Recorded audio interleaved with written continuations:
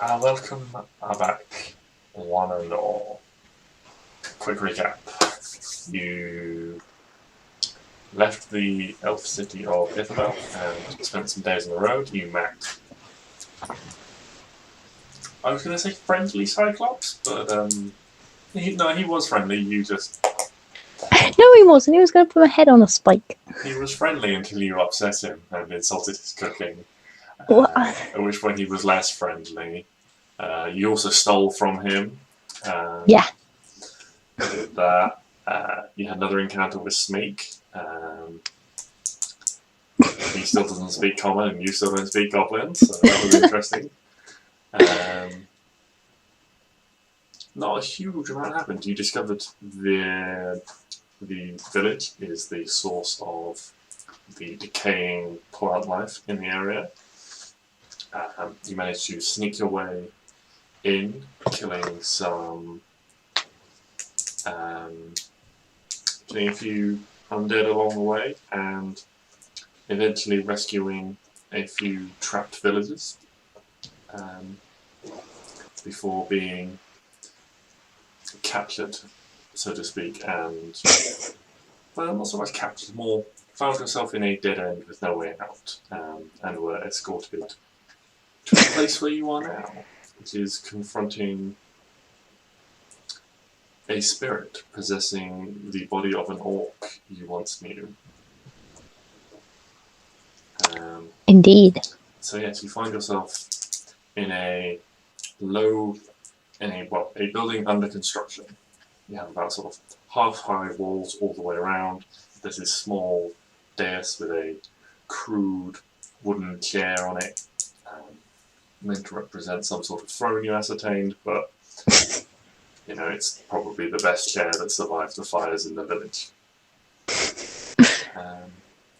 Yeah, and so you had been brought before this being who had, and we ended on quite the cliffhanger, as he had recognised Neo.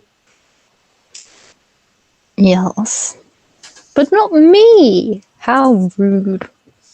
Well, that is where we shall begin. Is there anything you would like to say first? How rude! What is rude? It's me. Recognize me. Who are you? Arwen. Who?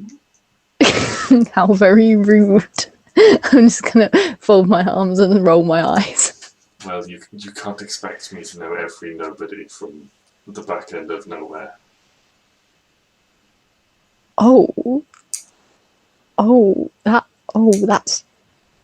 That's harsh. That's cold. How dare you? I'm just gonna look over at Neo and just ask, do you know him?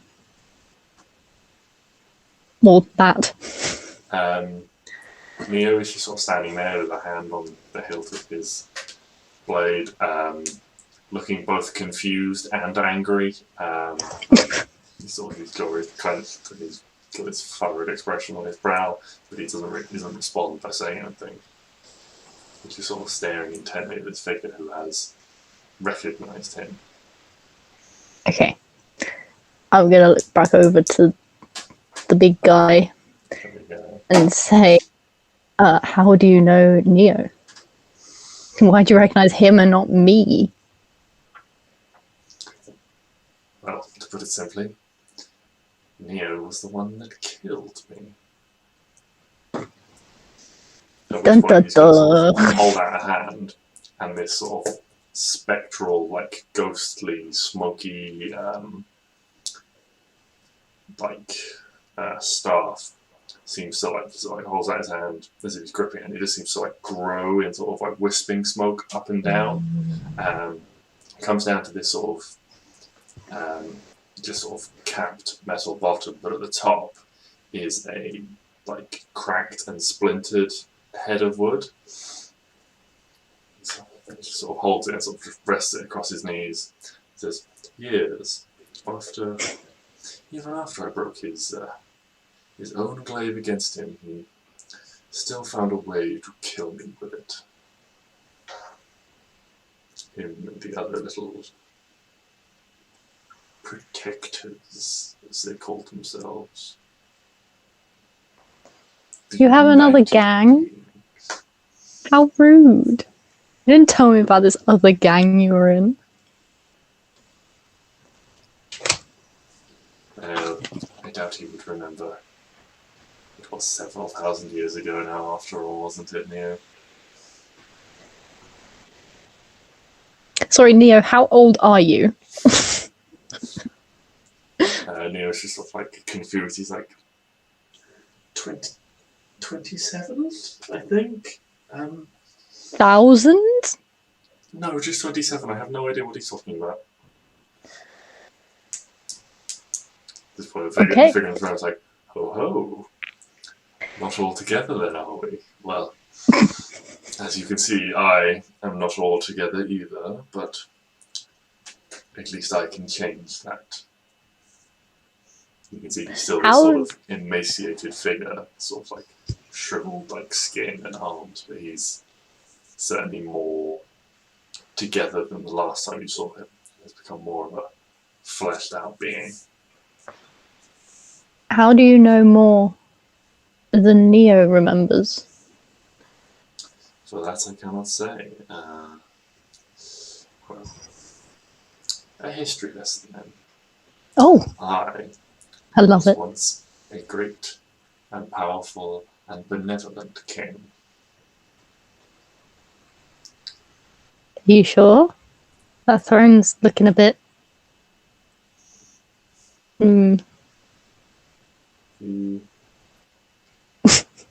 Some of the people of this world disagreed with me. They schemed Wonder why. against me.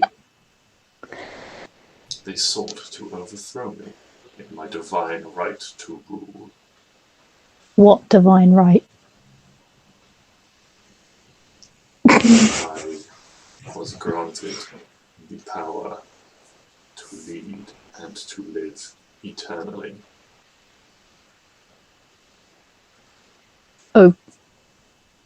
Oh, there might be a flaw in that.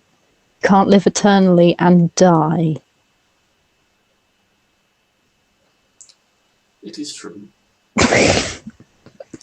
Owen's just trying to get herself killed. Slain in battle. But I did not age, and I did not weaken in time, as these mortals do. I was a step above them. A superior being. One of a few, but I was their leader. At least I was until Neo came along with his order of paladins and united them against me. Nice. Yes, it was Neo who stood at the head of the army. I was quite surprised he made it through the Vanguard tunnel gates. But he did. I was even more surprised when he made it inside. But he did. Along with many others. He was not alone, of course. And then he killed me. Although the greatest irony was yet to come. Because when he killed me, Neo was cursed, weren't you, Neo? Or do you not remember that either? How convenient. What curse? Let me remind you. Oh, good. Gods look down on those who kill their family. Especially those who kill their fathers. Oh, damn. Oh.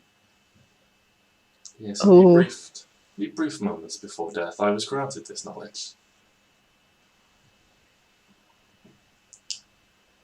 As I was dragged down to hell, I was, well, the mistress down there, she gave me certain insights.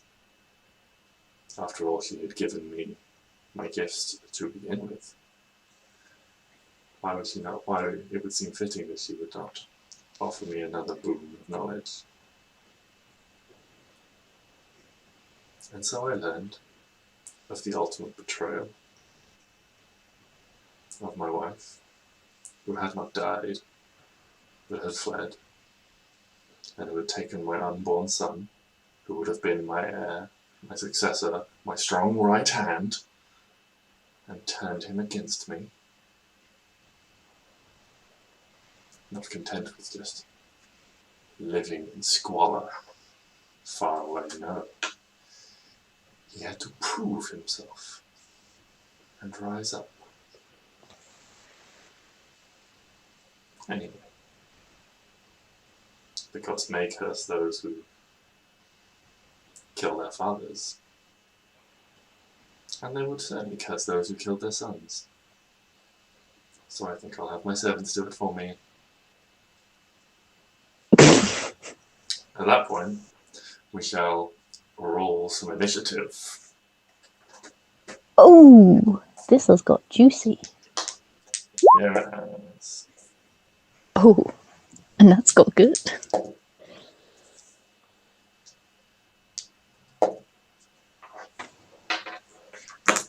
Okay, so we've got Arwen first, followed by Neo, followed by the dude, followed by all the zombies.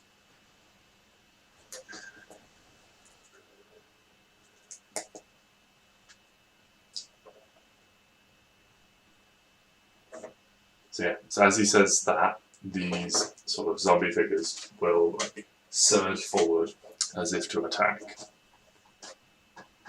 How would you react quicker than they do, it seems?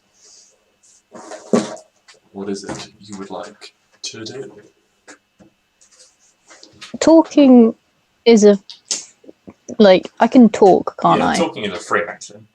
You have enough. Excellent. You can say basically whatever you can say in 6 seconds. Big man, what's your name? I don't think we've been introduced.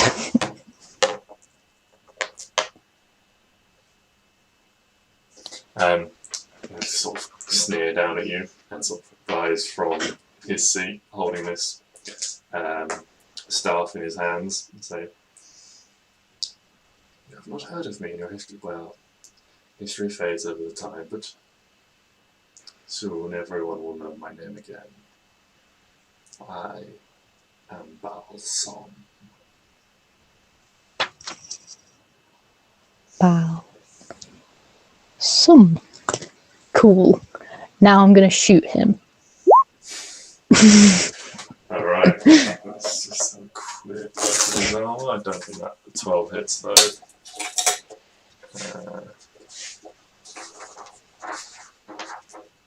No, it doesn't. 12 doesn't hit. Ugh. Such rudeness. I'm gonna do it again. Do it again. 22 will hit though. Yay! Okay, now I have to remember all the stuff I need to do. So I need to do that.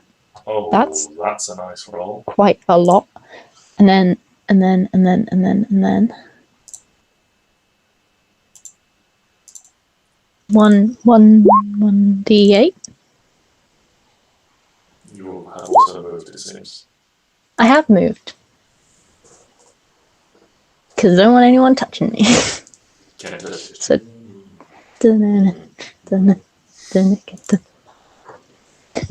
yes. That's all. Yes. Come on. Why are you not doing the things I want you to do, already? There it is. Right.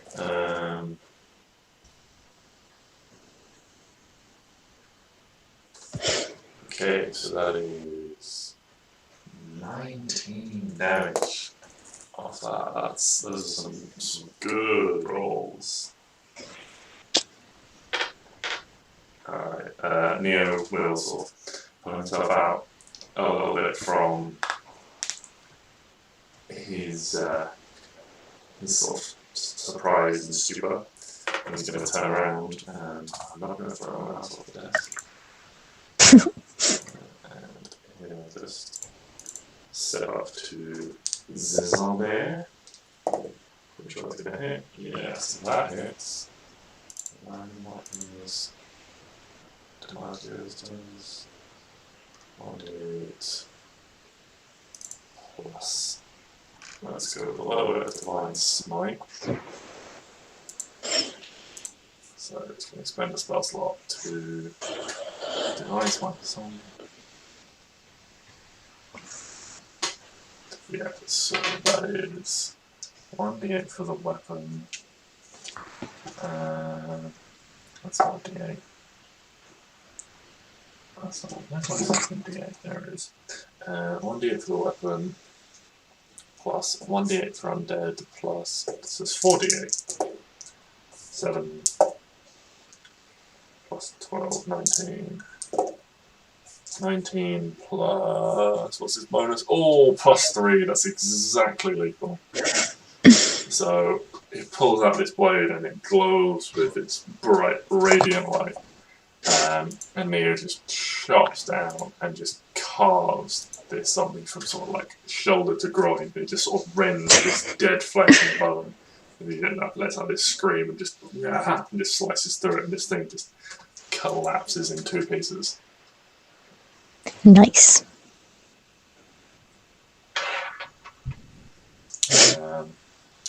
Then it's going to be Valsom's go.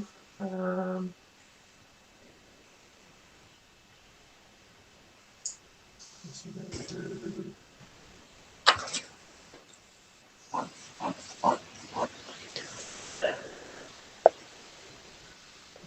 Have fun.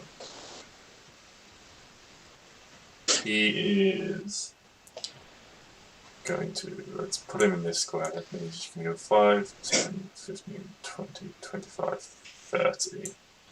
And that's all you can do for now, because he can't quite reach you. This zombie's going to go here, and it's going to attack. That'll hit. And it does 1d6 4 damage to Neo. So this zombie sort of reaches down and like slams a fist into the side of him as he's distracted. And then this one's going to go 5, 10, 15, 20, and this one's going to go 5, 10, 15, 20. Actually, they're both going to dash. So this one gets up to you, but it then can't do anything. 5, 10, 15, 20, and this one gets close to Neo. Oh, and you're to them now. It's my go, isn't it? Yes. Alright. Can I put Hunter's Mark on someone else and then attack someone different? Yeah, you can put Hunter's Mark on one person and then attack someone else. Okay. Also, if you kill the person with Hunter's Mark, or when the person with Hunter's Mark on dies, you can move your Hunter's Mark. Yeah, that's true. So. Okay, I'll put Hunter's Mark on this dude in front of me. Okay. Yeah. And then I will stabby. Nope, that I won't stabby stab. But I'll try it again. Okay, that so one. 6. That one. And that one. So 6 plus 2 plus 2 is 10. Nice. Alright. Red will be 1. Blue will be 2. Green will be 3. So go on the bottom. Anything else?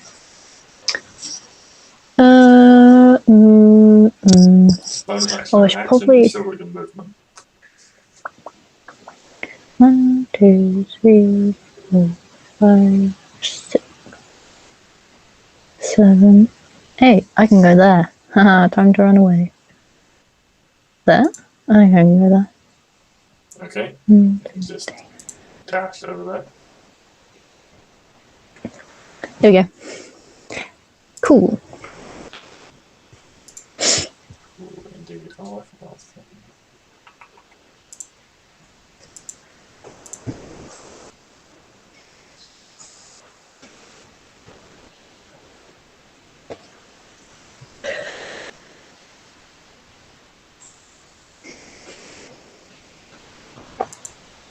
Okay.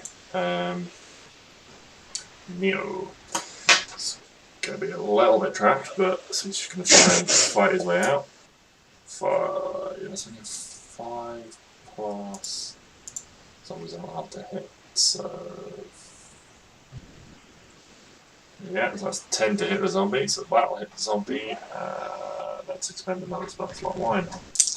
That makes that 12 plus 8 is 20 plus 3 is 23. Again, another single powerful stroke, this radiant light crackling up this blade now. And another zombie goes down. He's on a roll. He is indeed on a roll. Alright, back to Balsam. He is. What's he gonna do?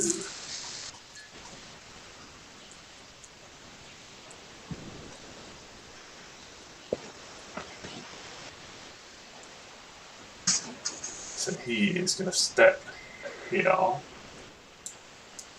Step here. And you see his form like starts to darken and shimmer. And he sort of turns to smoke, and then this smoke figure turns into a bat. A sort of giant, like, smoky bat. He's gonna, and it swoops at you. So 1, 2, 3, 4, 5, 6. He swoops past you to here, and I need you to make a dexterity saving throw.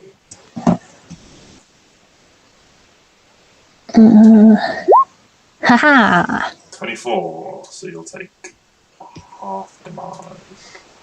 Really? Yes.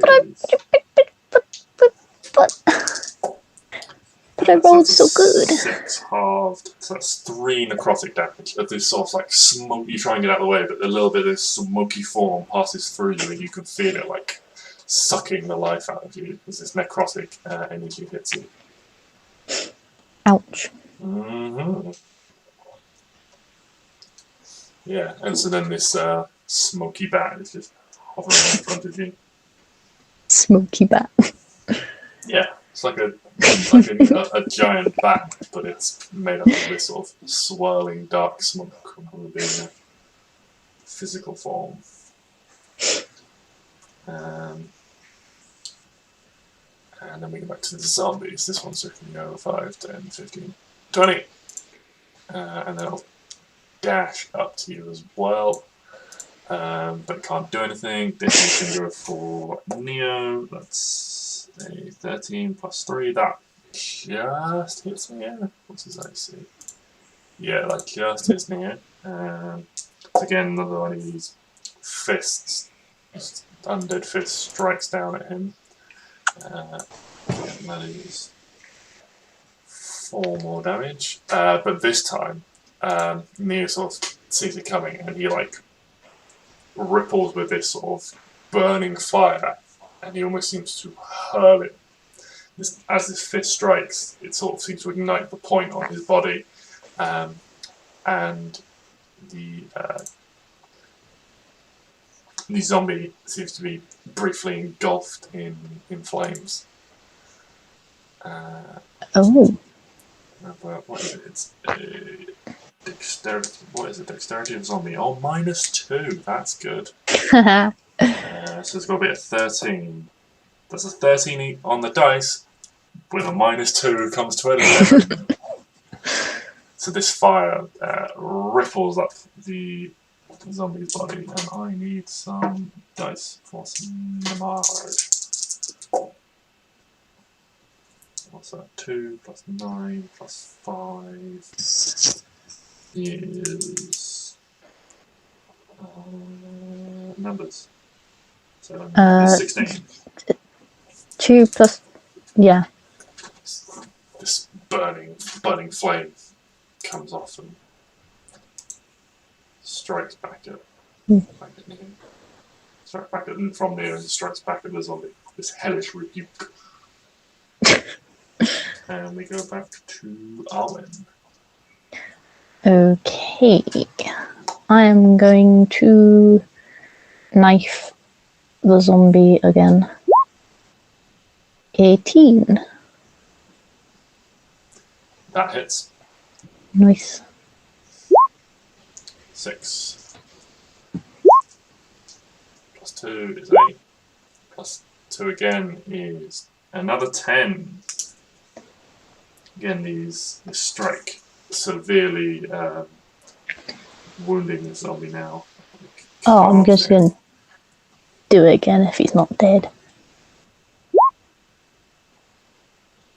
15, that hits. And then 5 damage. As you strike this zombie, it crumbles to the floor, seemingly dead. What's the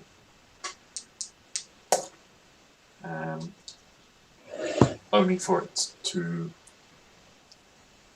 twitch and its joints sort of crunch again on the floor, and it rises to its feet once more.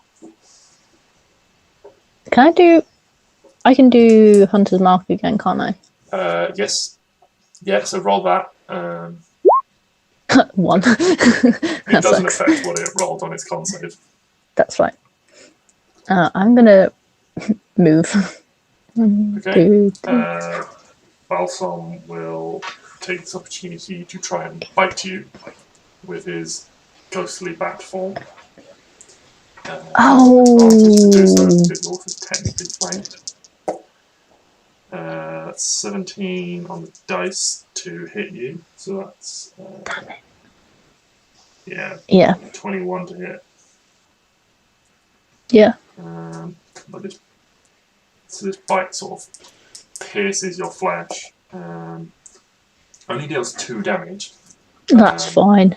But you can feel it sucking. This thing actually sucks the life out of you into itself. As it drains some of your life force into itself. Well, that's not fair. That's my life.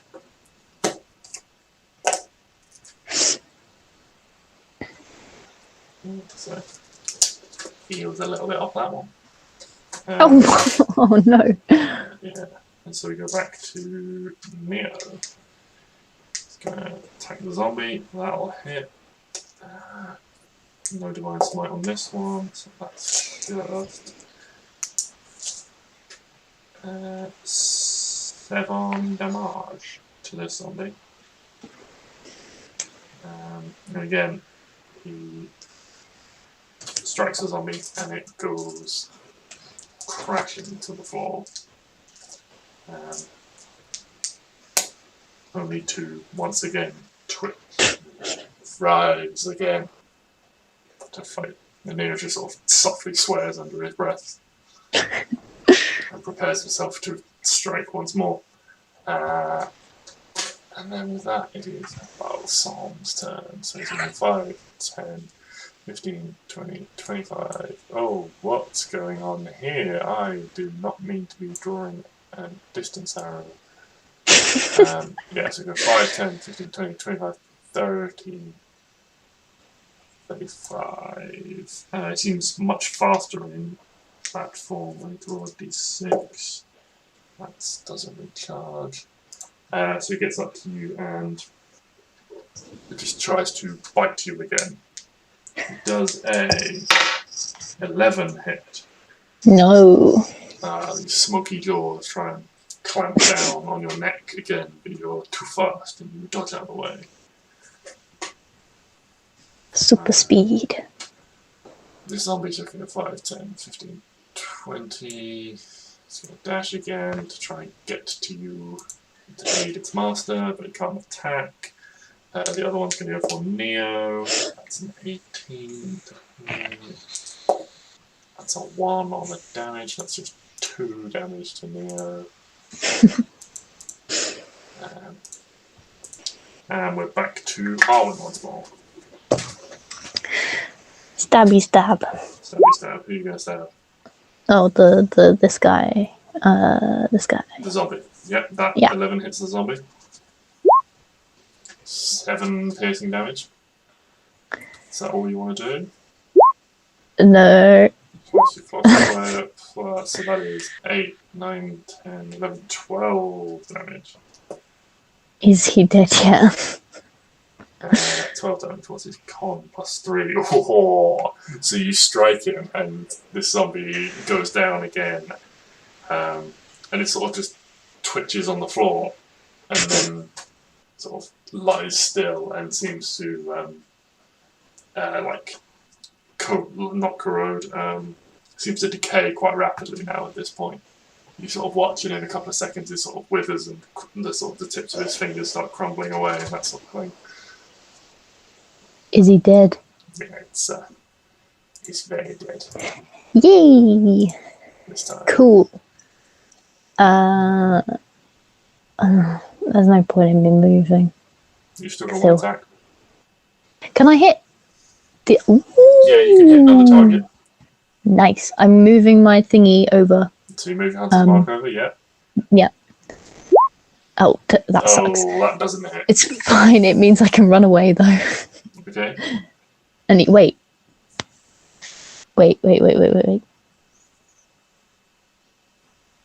Is it... Okay, no, I've made an attack, but it just didn't hit, but I can still move without him trying to eat me, right? Well, okay. I believe so, I think so. I mean, you've got the movement feat, so tell me what it says. Or just read it if you're unsure. Oh,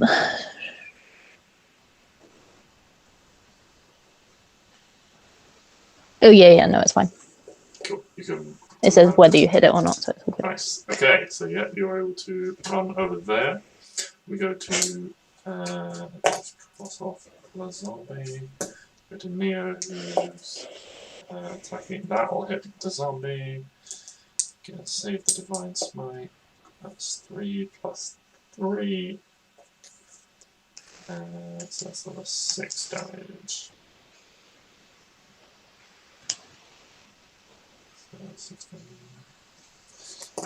So again, Neo strikes the zombie, and it goes down. Oh, for fuck's sake! It's rolled a 2. So even though it's not the cleanest of hits, it's still it's still the damage still rings home, and the zombie doesn't rise again. Yay! Neo is free of the zombie trap. They did. Yeah, so all the zombies are dead. It's just Balsam who, he's sort of seeing that he's got no zombies left, sort of spits curses. But you guess that's what he's doing, but he sort of just screeches in bat form.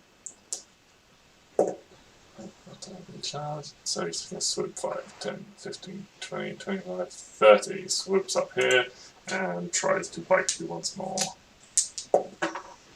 That's a natural 1. Haha, you suck, Mr. Balsam. Yeah, so it again tries to bite you, misses, and now it is your turn. I'm just gonna say to him, why are you still fighting me? Literally, you can't kill Neo. What are you trying to achieve now? Can he reply? Or is he not allowed to? Yeah, just screeches and back form at you. This sort of ear-splitting shriek. Okay, dagger time. Oh. That hits. That's a correct. So we do crits slightly differently. So we do max damage on the dice, and then you roll the dice damage again. So dagger is 1d4, if I'm not mistaken. So 1d4, and your modifier is 3. So it's 4. No, your modifier is 4. Sorry. So it's 4 plus 4 is 8. 8. Plus any additional dice. So you're going to use, presumably, I'm guessing you're going to use your Colossal Slayer D8 and your Hunter's Mark D6 in this. Yeah. So that's 8 plus 8 plus 6 is 16, 22. 22. Yeah. And then you roll a D4, a D8, and a D6. 22. 30. 37. It's this weird juxtaposition because you strike him with this dagger, and it just seems to, the bat form lets out this like ear-splitting screech of pain again. However, it also seems to just sort of ripple around your blade, and the smoke just seems to move out of the way before forming again. So you're not quite sure, even though you think you would have dealt it a devastating, potentially killing blow, it seems to also have not had the effect that you think it would. Damn. Why must he be this way? Yeah, it seems a little bit. The smoke doesn't seem to receive any damage in quite the same way. Okay, 1, 2, 3, 4, 5, 6, 7, 8.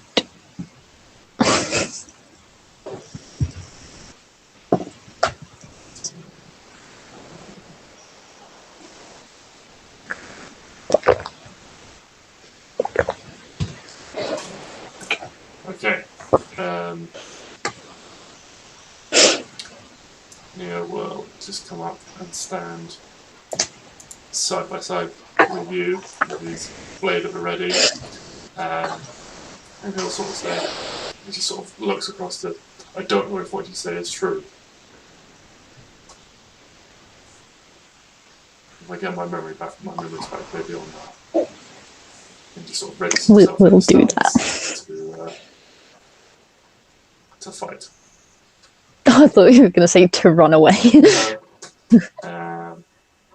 Yeah, so Baltham is his turn, and he's gonna screech, but this time it seems he's not like aiming it at you. He's sort of looking around and like aiming it around. These walls are only half height, so it's like he's like casting this screech over the nearby village.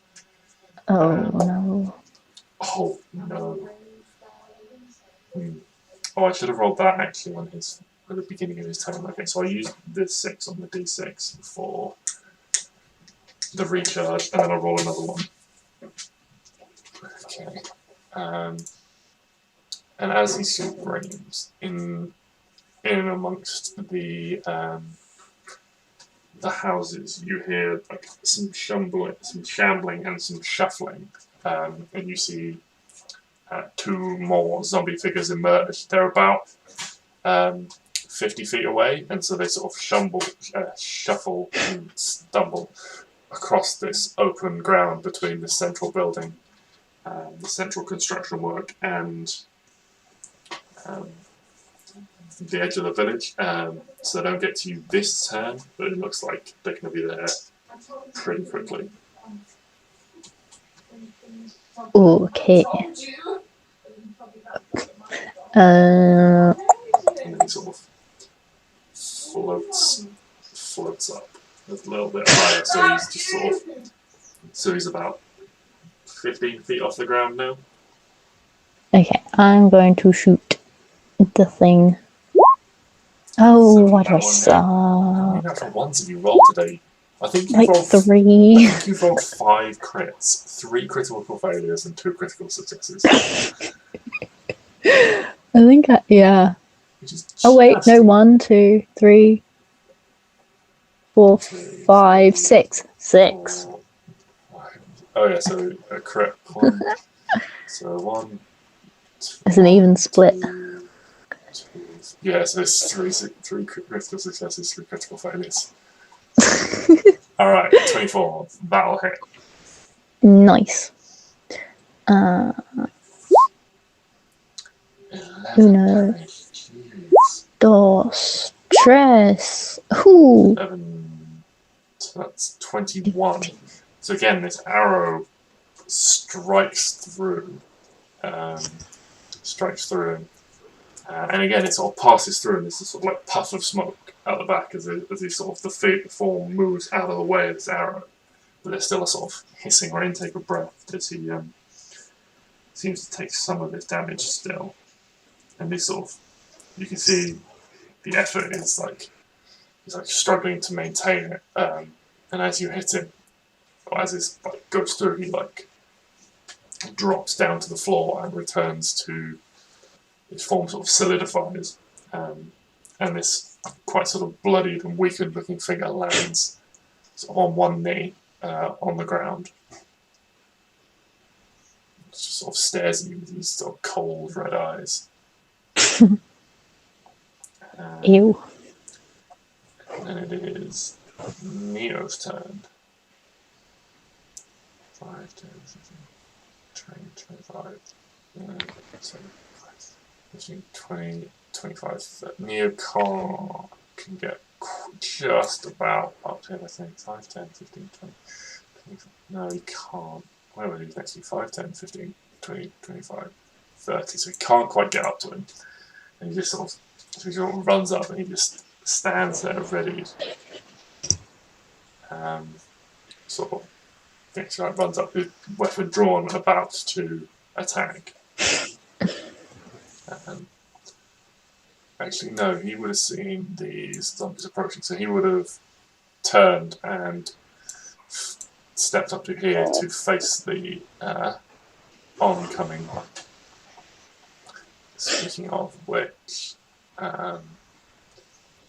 Balsam will, he's sort of on one knee and sort of rises to a standing position, sort of shakes himself off a bit, and once again you see this form coalesce into a smoky bat, and he's going to fly 5, 10, 15, 20, 25 up to here, and then he's going to fly 30 feet in a straight line, 5, 10, 15, 20, 25, 30, straight through. So there's another deck save, Arwen.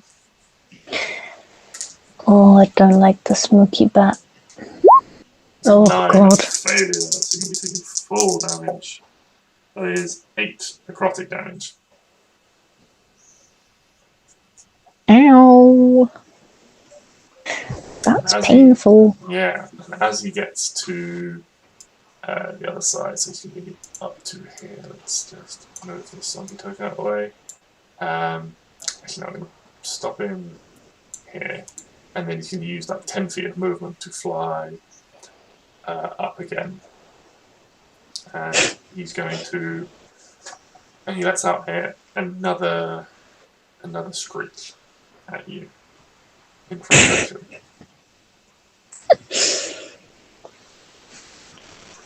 Is it?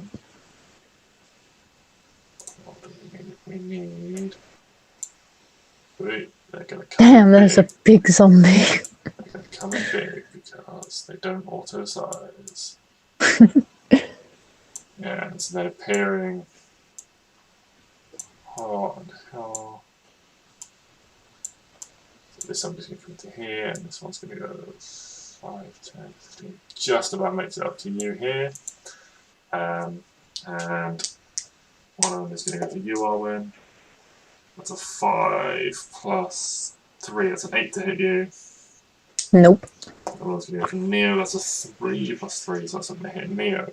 So both these zombies sort of stumble in and take swipes at you. So you're both ready for this and are able to step back and avoid these blows. And now it's Okay. I'm gonna try and hit this thing in front of me. That just hits the zombie in front of you. Nice. That one and that one. 6 damage. Oh god. 7 damage to the zombie. I'm gonna do it again. Okay. 16. That also 16. hits. 8.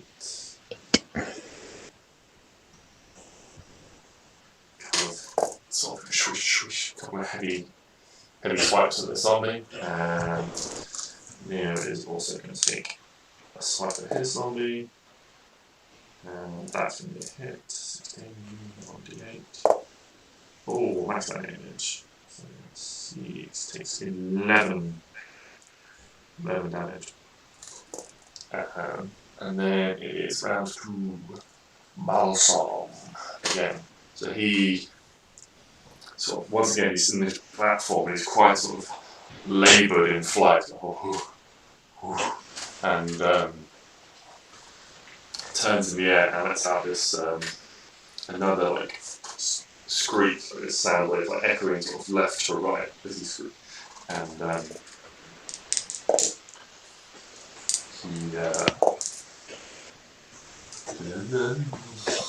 you hear like the sort of some doors banging open again, and sort of a couple more figures emerge on this clearing. A couple more zombie figures emerge. Before he then, he's going to fly. So this is.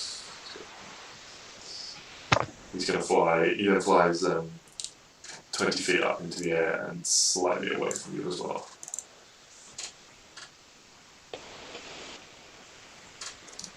Okay. Then it is your turn, Arwen. Okay.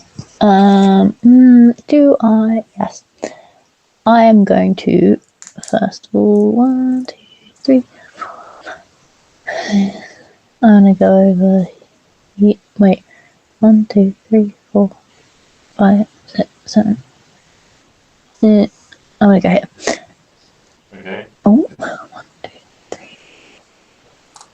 If you go there, the zombie will be able to make an attack of opportunity on you. Oh Christ! No, I'm not going to move then. I'm just going to try and hit him. Okay, that's a disadvantage because you've got someone you're making a ranged attack with a creature, an enemy within 5 feet of you. Okay. 25. That's fine. Jesus. I think I did it. Yeah, that hits. And that and that. So 8 plus 6 is 14, 19.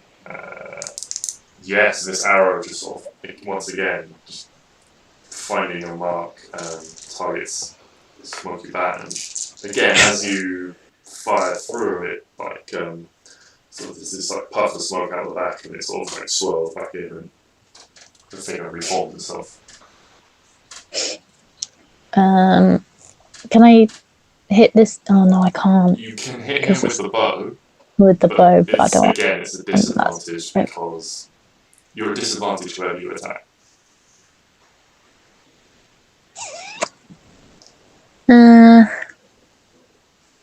I will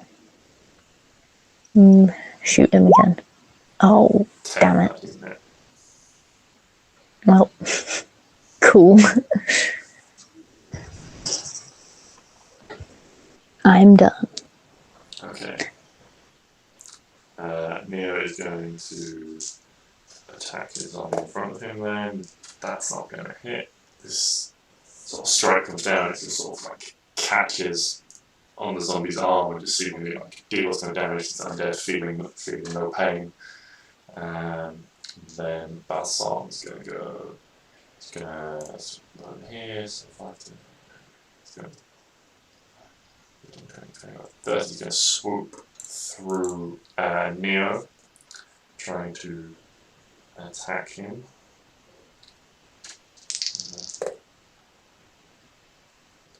I don't want more than that. Neo sort of sees it coming and manages to duck a little bit, but it's going to take a little bit of damage.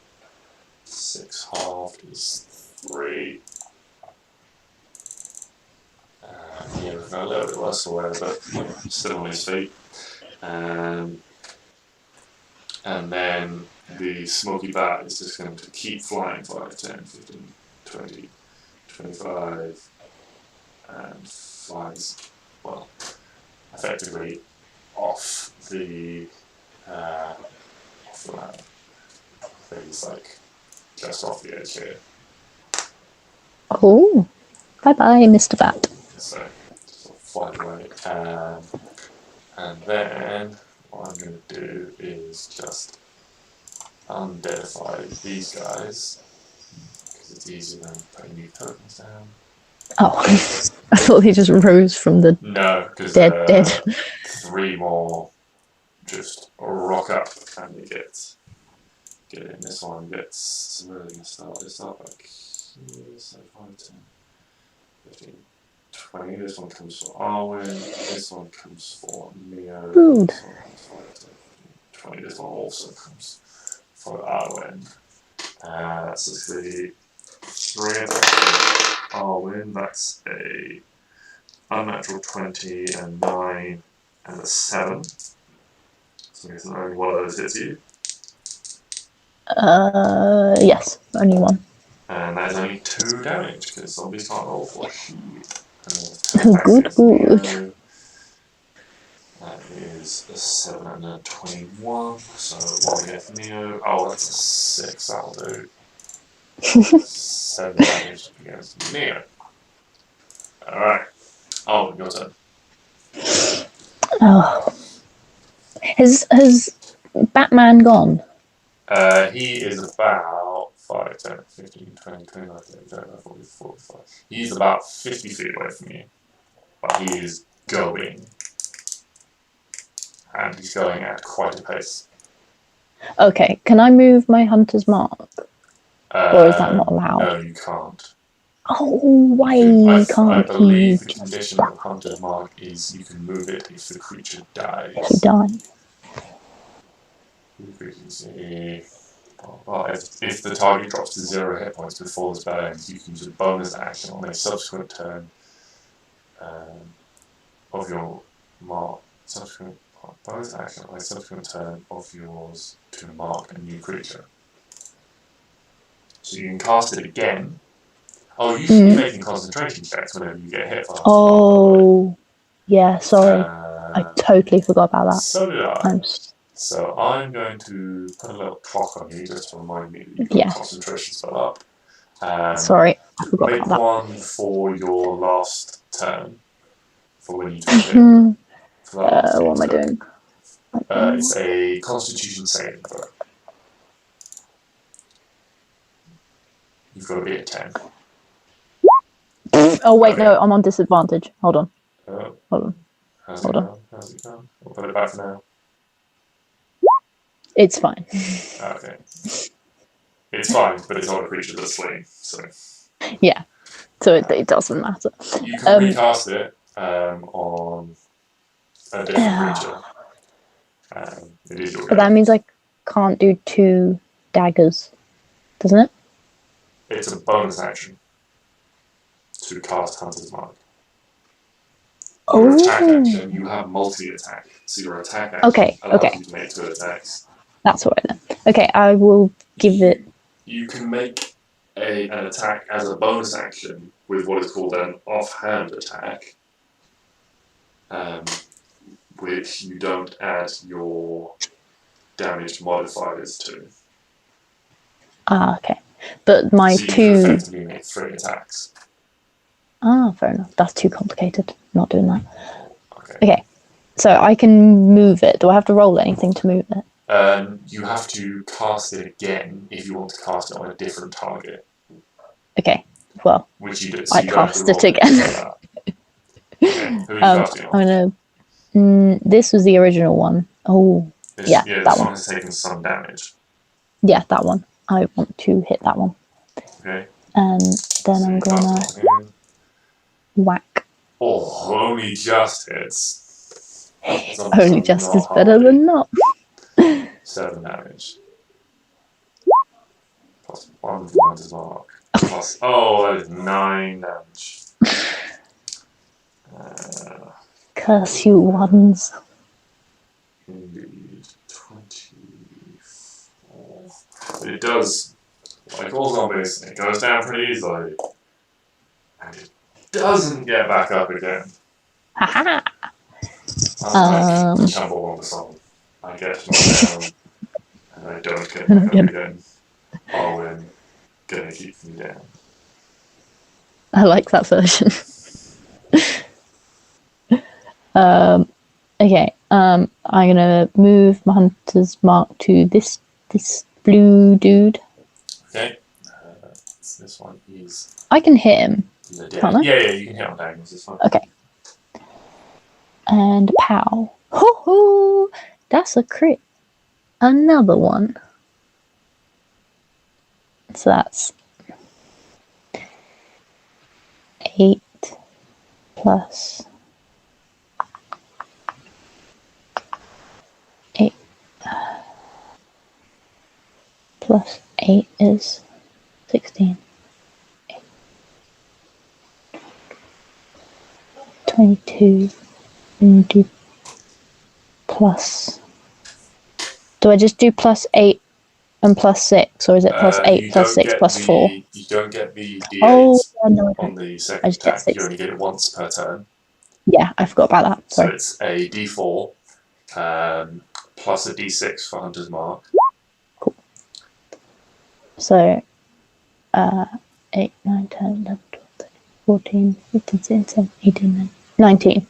19. So that's D4 plus 4 plus 6. So that's your D4 for your dagger, plus your plus 4 modifier, plus your D6 for Hunter's Mark, gets you 14, plus rolling the dice again, gets you 5. Yes, you're right, 19. Sorry, I just make sure I'm working through. 19 damage to this zombie, number 7.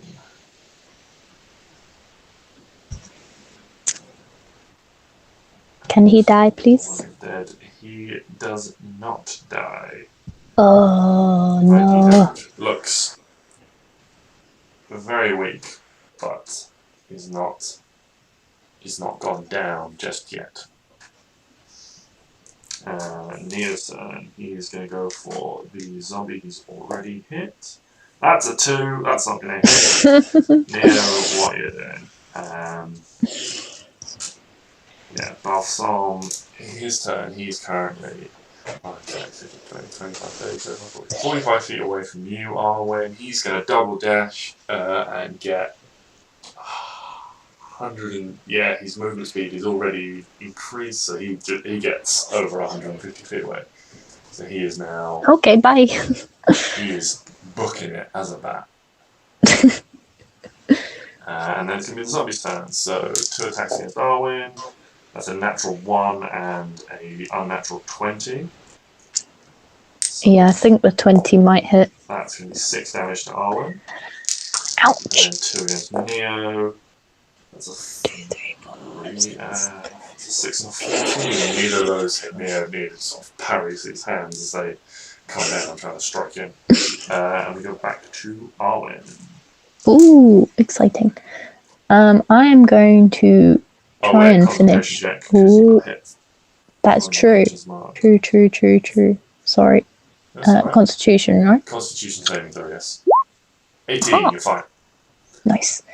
Okay. I don't think it's not physically possible for these zombies to make it more than a 10 for you. So, yeah, that'll hit a zombie. You going for the blue boy. Blue boy, yeah. 6. 6 damage. And 6 is. And that's the Hunter's Mark, yeah. You can use your Colossal Slayer on this, or you can depends if he's dead or not. You can tell me whether you use it, depending on whether or not he's dead. Damn it. I can no, yeah, you got to tell me whether or not you use it before I say anything. Oh, well, so it's that fine. is 11. So it does indeed hit the deck. But like all zombies, we've got to see if it rises again. It better It does not. not. That's another 2. You suck. This zombie goes down and stays down.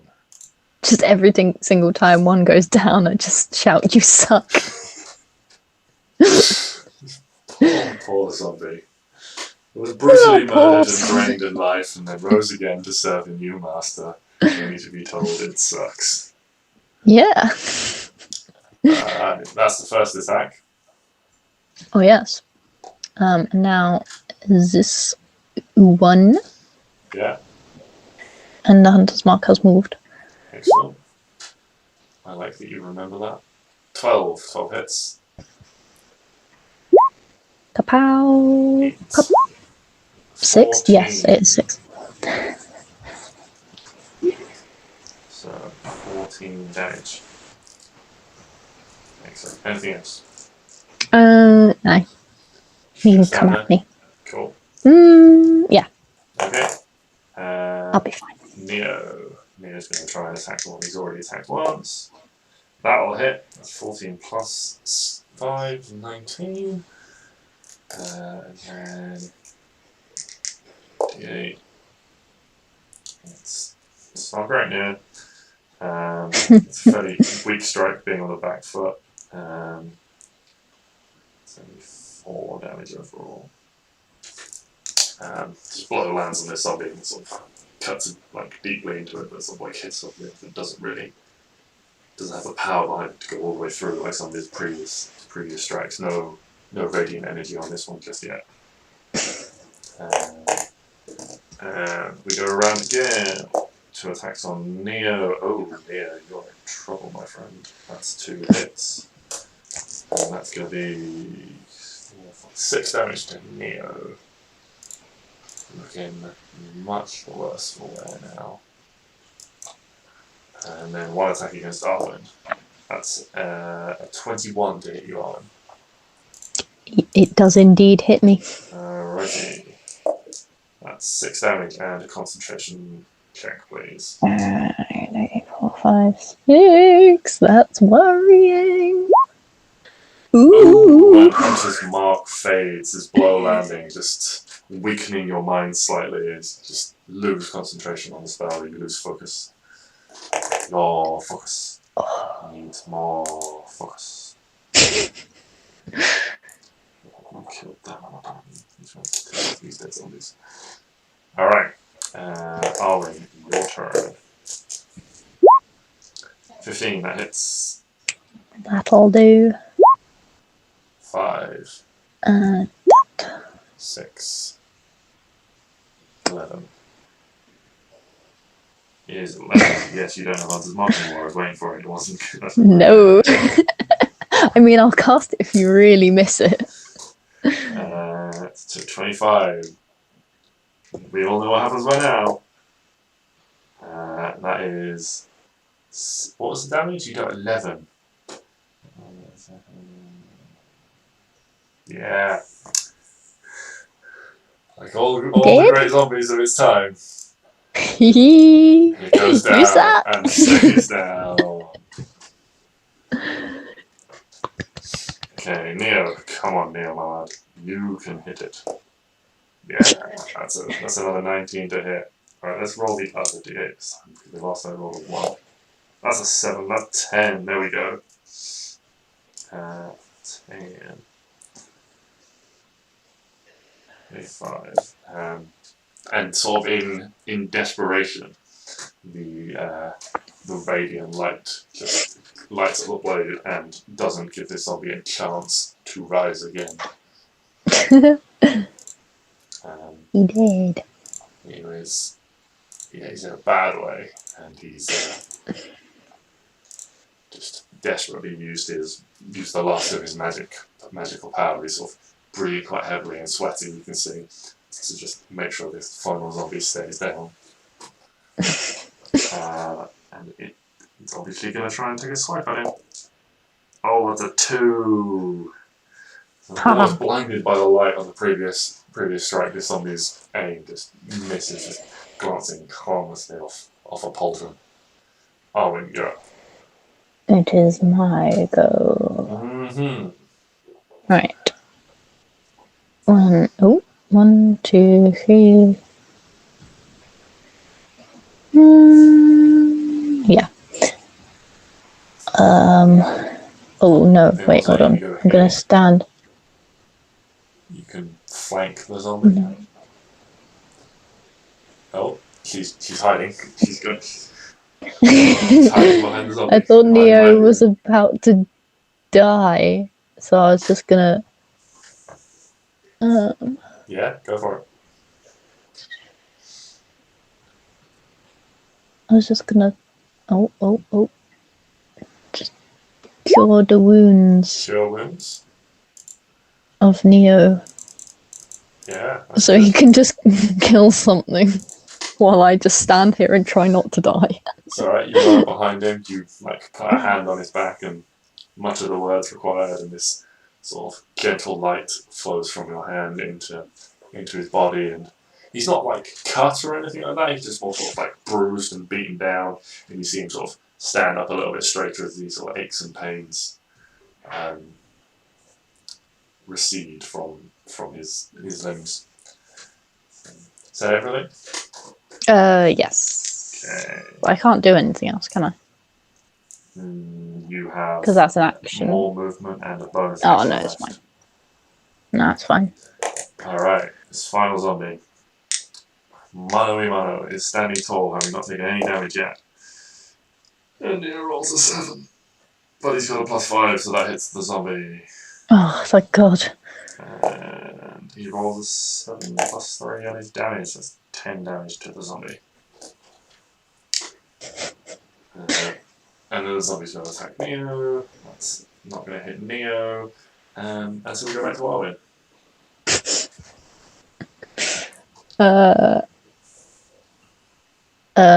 Oh no. Okay, no, it's fine. It'll be fine. I'll be fine. It'll be fine.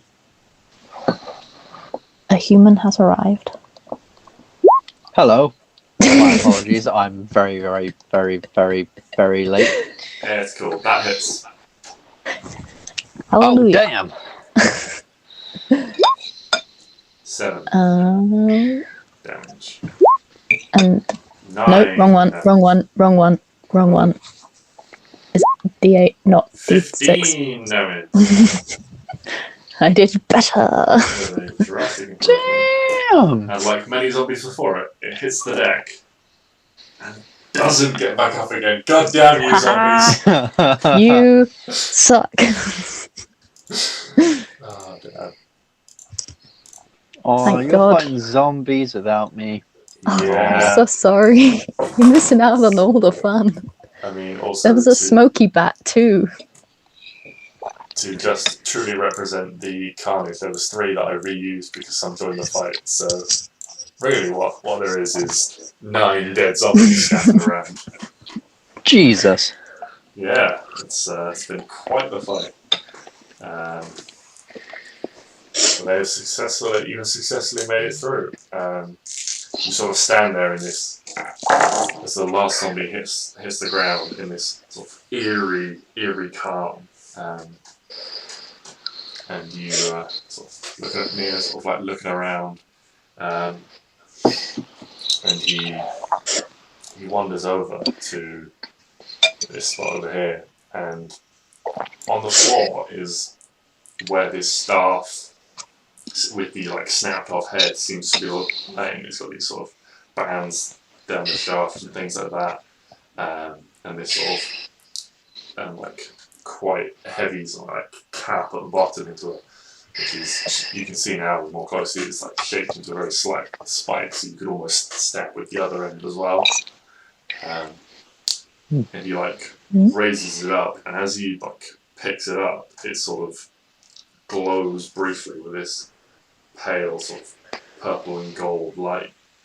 And then almost instinctually, he raises the handle of his sword hilt, which also is this like snapped off handle. It's like snapped off shaft. It's not a proper sword hilt, and he fits the two broken pieces of wood together, and they both glow with light.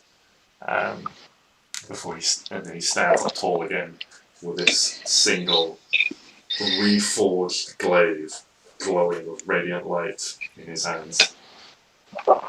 Ooh. Damn. I like it.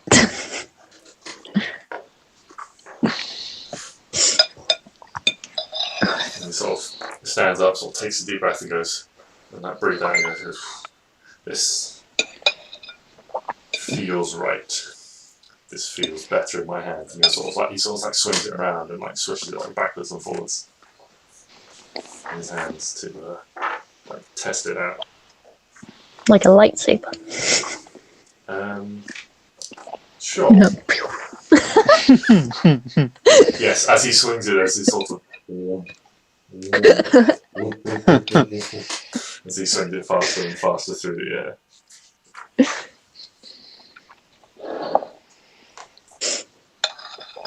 Alright, and Neo now has his glaive back. Oh, very nice.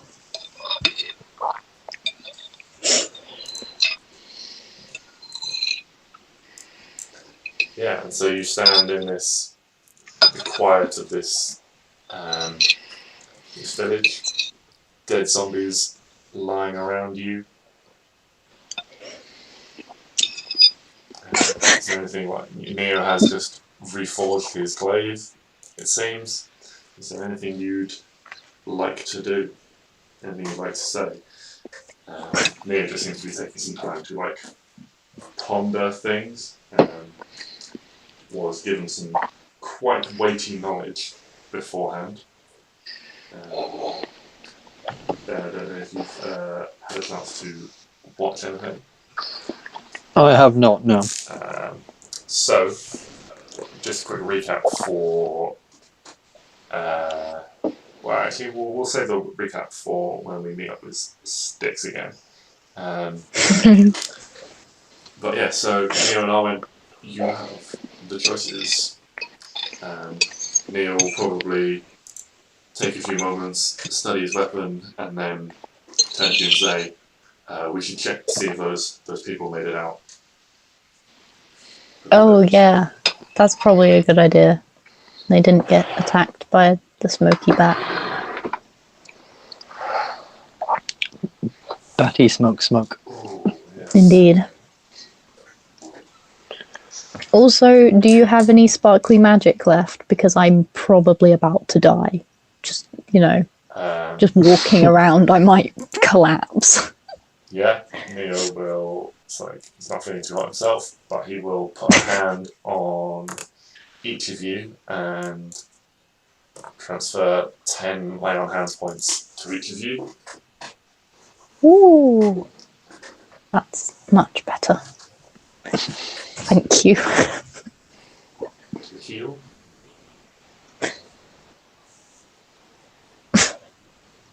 Yeah. Cool. So.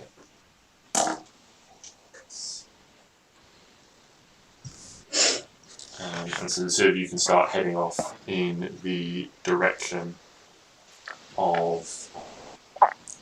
Well, where would you like to head? Do you want to try and follow the direction you saw the bat go in? Do you want to try and follow,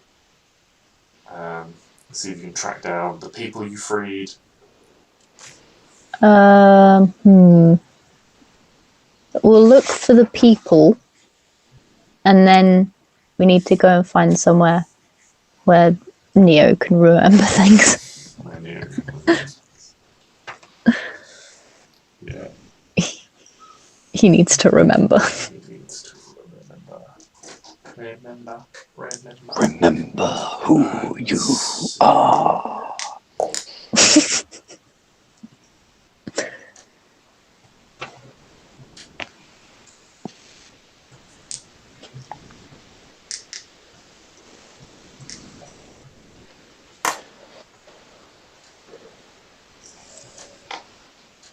Okay, so what are you? So you're trying to find the people. The peoples. The peoples. Okay. Yes. Make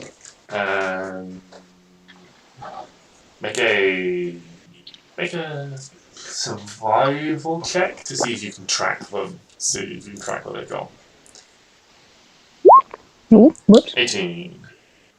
Well, I rolled Oh, 23 first. Yes. I just accidentally rolled it. So yes, you're able to easily find their footprints leading out of the village. Cool. I will And start follow. Follow their it took you quite an effort to free some of them, so it seems like they were pursued for a little while, but they were able to outrun their pursuers. That's a fast old man. Zombies don't move very fast, it seems. There was a few to help as well. Taking turns to piggyback the old man. Yeah, so they made it. It seems like they've made it. You're not worried about them being chased down by zombies at this point. Cool. And so you're able to follow their tracks successfully.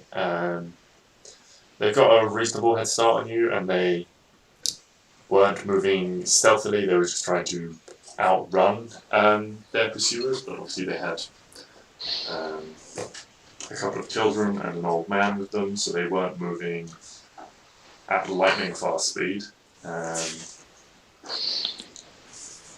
So it takes a little while because you have to keep checking to make sure you're on the right path. But you do, eventually you spy them on the road ahead of you. And you're able to catch up with them. Cool. Yoo-hoo. It's me. Yoo-hoo! Fix them a blow up. Yeah, it seems like the father of these two children has sort of taken the lead, along with he's taking the lead for sort of his family, and then one of these two women seems to be supporting the other one a little bit, sort of helping her hobble along with her arm around her shoulder, and the son is sort of just standing very close to his father, trying to guide him along, keep him moving, keep sort of glancing back every now and again. They hear you call out as you're sort of approaching behind them. They they all look quite nervous, and then when they recognise you, they sort of relief seems to spread across their faces a little bit. They sort of gather around. He's like, "What? Are you all right? What's happened? Is anything following you? I think we think we lost those things. They turned back at some point." Oh, it's fine. They're dead. Oh, good. And The zombies. You killed that thing that was eating people, that was draining the life from them too. That's No, not that. No, it's still out there. It's fine. It's fine. Honestly, They sort of all start looking around at, quite. It's not like it's a smoky bat that flies around at 100 miles an hour. Stop looking in the air. It's fine. It's all a little bit off at these words, and then they come to their senses a little bit, like we should keep moving. Do you know anywhere safe we can stay around here? Let me throw back into the world map real quick. Probably not. Where should we go? Where are we? You are in and around the middle of this sort of open plain. Looking to the south, you can sort of on the horizon. You can make out these huge mountains in the distance, which you think is a little bit odd because you didn't think you'd come so far south that you would actually be able to see the mountains from here, but you can just about see them. And then you can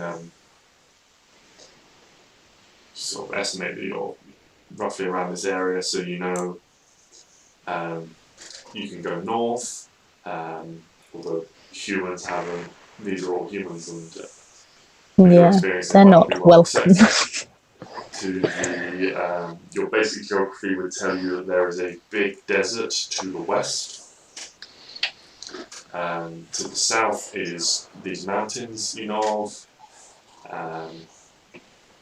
You know a little bit about the fact that the dwarves and things live somewhere in those mountains. You wouldn't know exact locations and anything. And then to your east, you've got the East Plains and the Denver River and things like that. Ooh. Oh, is that where we went before? Yeah, you headed down the Denver River to the Oh, city I thought we went. Denverport. Well, we'll go that way. So you head east? Yeah, absolutely. Okay. So you sort of lead the way and you head east. You everyone seems quite on edge still, but having these sort of two seasoned warriors, it looks like, on their side, everyone sort of relaxes a little bit. Us, we're the warriors. Yes, you. Oh, me. And you're woe is me. able to make some good progress until nightfall. So it gets quite late. The children have really slowed down after walking for most of the day, and the old man is moving very slowly now. He needs some rest.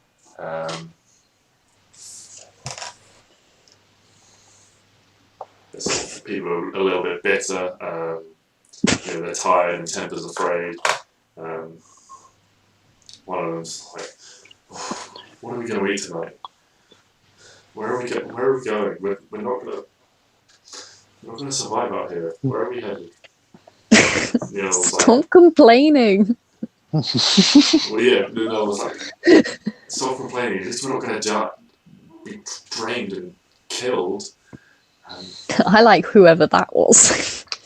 There wasn't time to go anything for. We had to run for our lives from those things. What did you expect us to go around picking up anything we could find? There's sort of bicker backwards and forwards. A couple of them, the son sort of sets his father down and starts he seemed a little bit practical, trying to sort of collect some firewood and stuff. He's not sure what he's doing. You have your rations and things like that, so you can share those out if you want.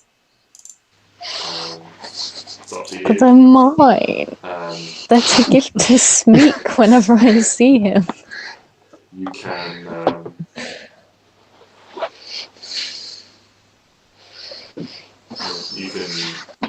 you can try other things to sort of see if you can get any food or anything like that.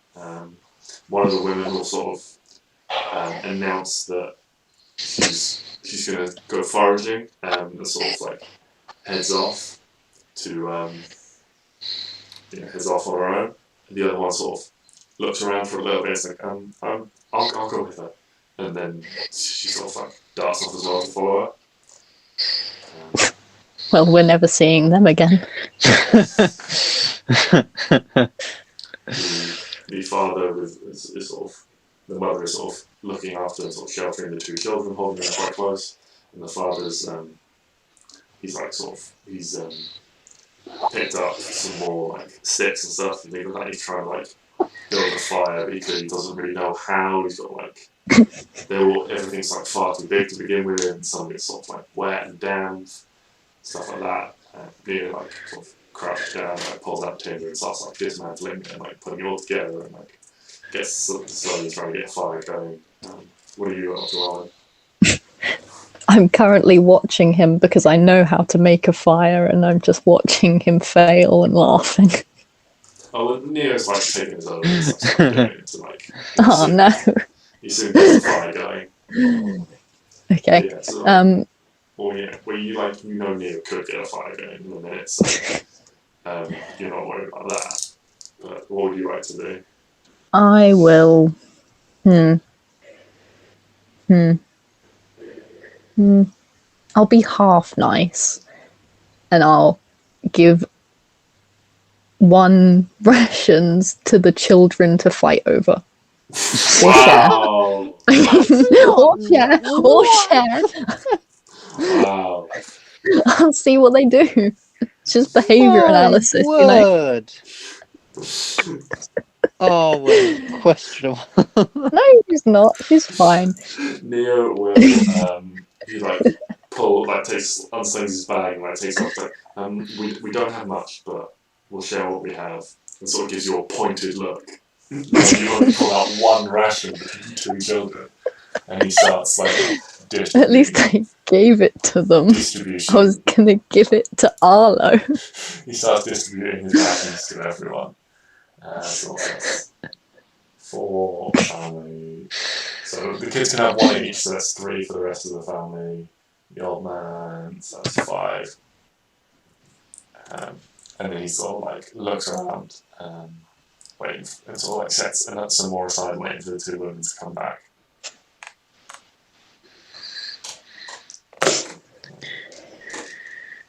Yeah, is there anything else you want to do?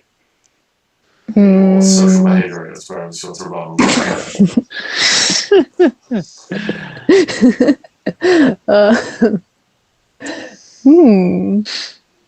No, they're a bit traumatized. They probably shouldn't. Yeah, funny that. Did you say funny though? Funny that, yeah.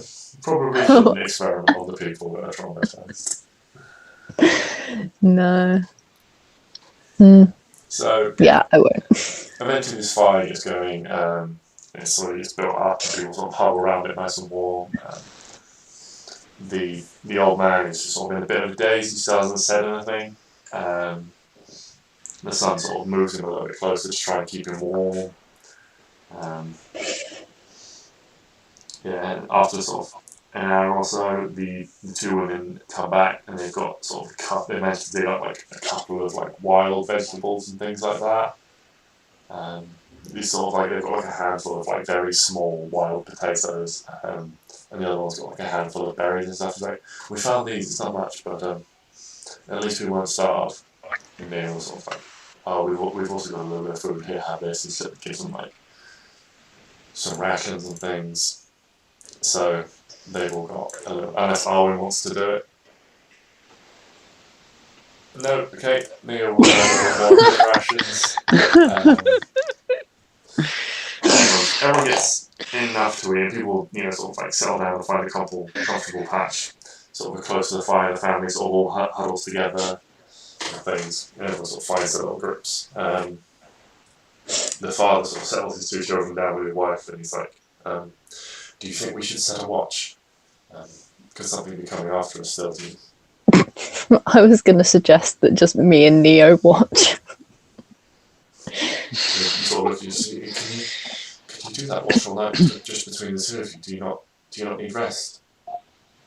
I mean, probably, but it'll be fine. Wait, how long? How long will it be long? You won't get a long rest if you spend half the night awake doing the watch. How many people need to watch for it to be a long rest? Well, you can do 2 hours of watch and get 6 hours of sleep. So that's 2, 4. So it needs to be 4 people watching.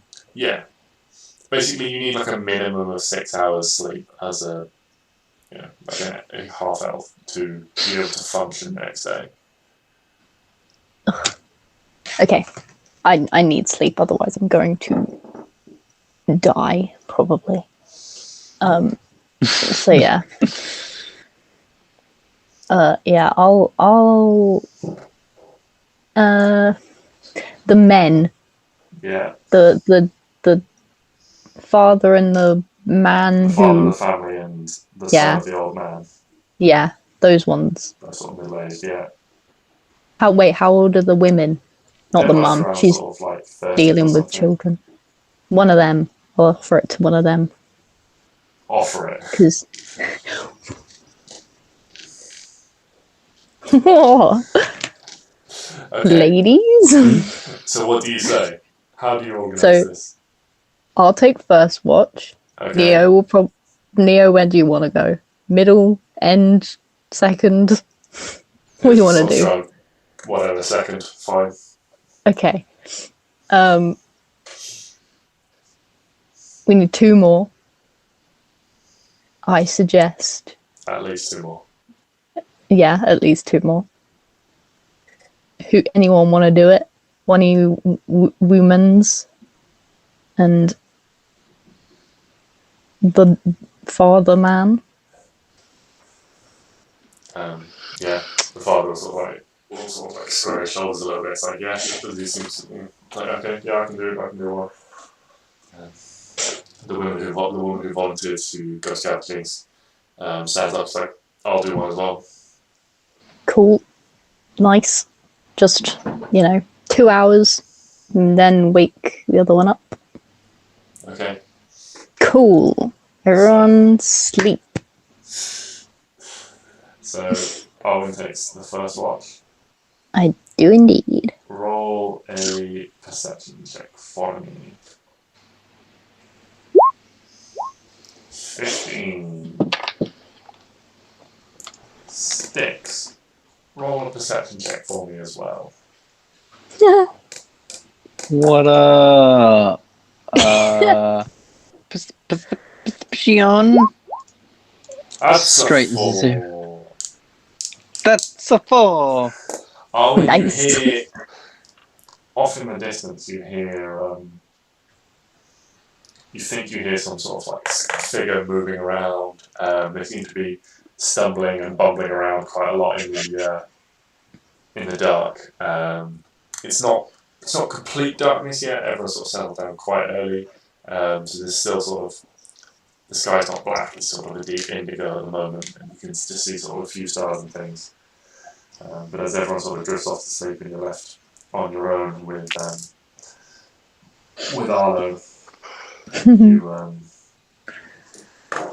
hear something moving a ways off in the distance, sort of crashing around through the undergrowth.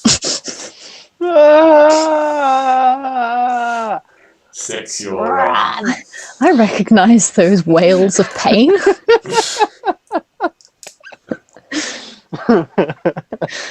yeah. Could it be? Is there anything you want to do while on your watch?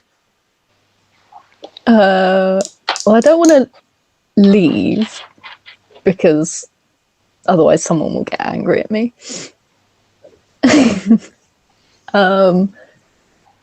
I assume it's not going to take that long for him to wander towards me. It's not going to take 2 hours if I can hear him. So I'll just wait. Okay. I'll wail back. You shout. So you're shouting out. Yeah. Yeah. What? What the? One of the people like trying to sleep sort of wakes up and is like, "What was that? Is there anything?" And everyone sort of starts to come awake, and this is like general sort of hubbub. Don't make a kerfuffle. Go to sleep. But what were you Don't yelling make for? a kerfuffle. Fine. Nothing. They sort of take a little while to settle down. With one of the children is sort of,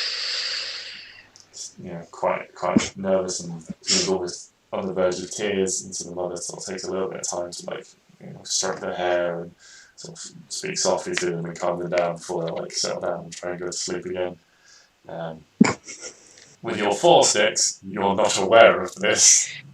You don't hear any sounds like this, and you sort of you've paused for a little bit so Arwen, with everyone making noise, you've now lost the location of where in the darkness you thought the noise was coming from. I'm afraid. But yeah, the rest of your watch passes Arwen without event. Just like, you'll find us eventually.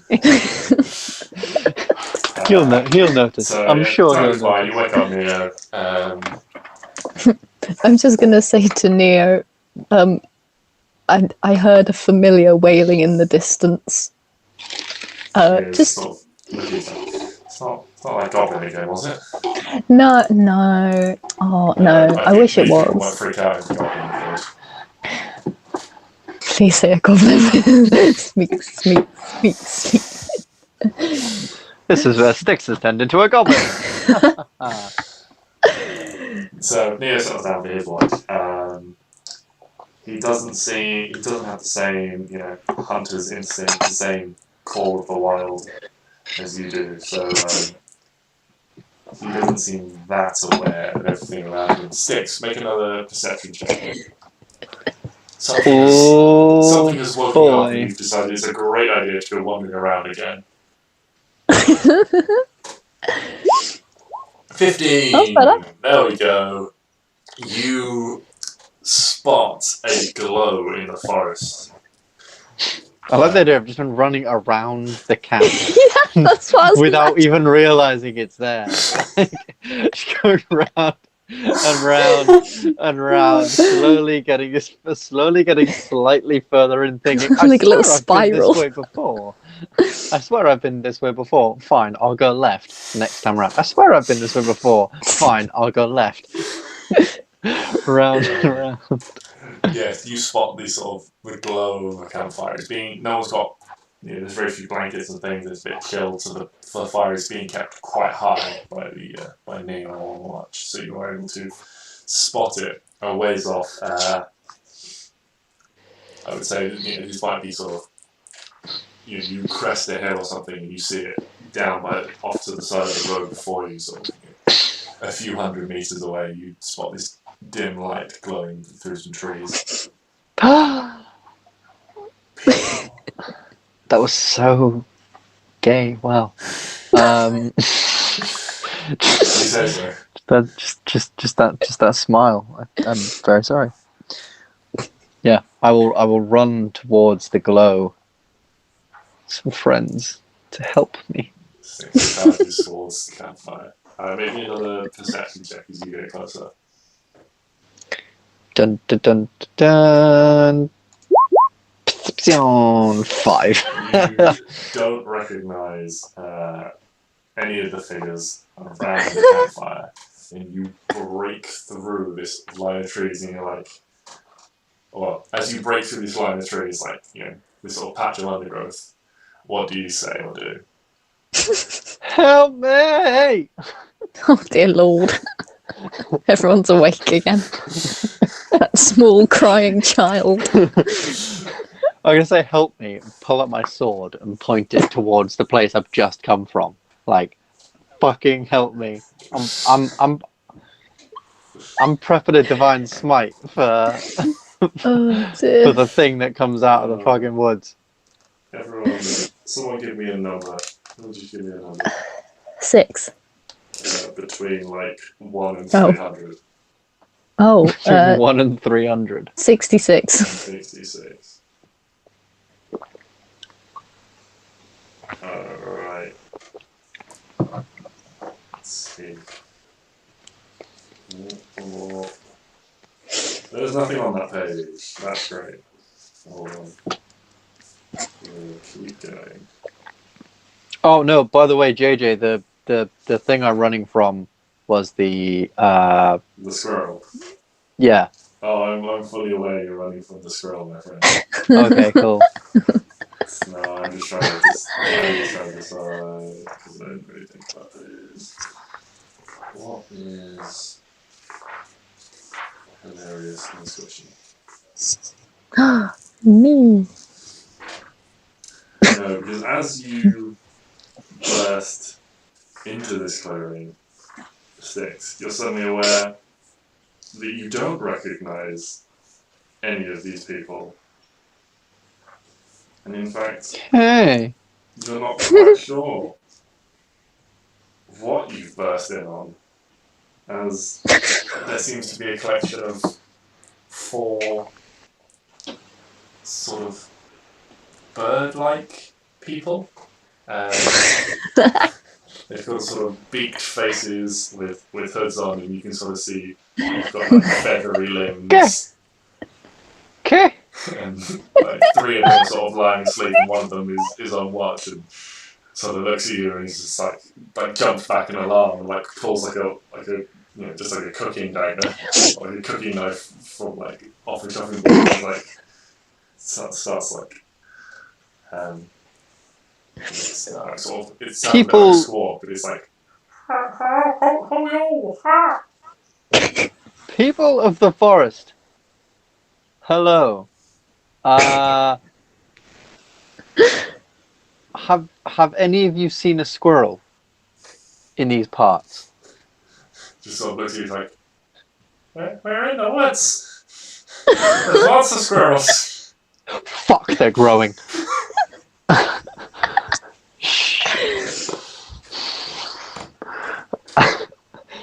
I swear I got a smite prepared for all you fuckers. Get away! Get away! I'm sorry. I probably should. Hi, I'm Stick. I am a paladin of these parts, and I've had some terrible run-ins with squirrels. They keep waking up on my feet. It's rather strange. I won't get into it.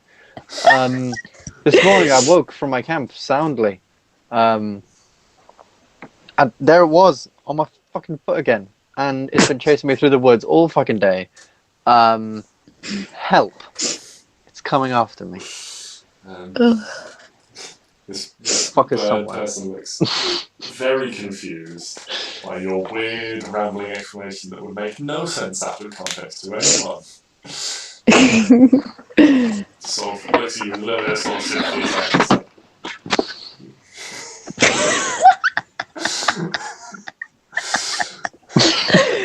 I'll fucking smite the lot of you. So looks at you seem lost. Maybe you should sit down.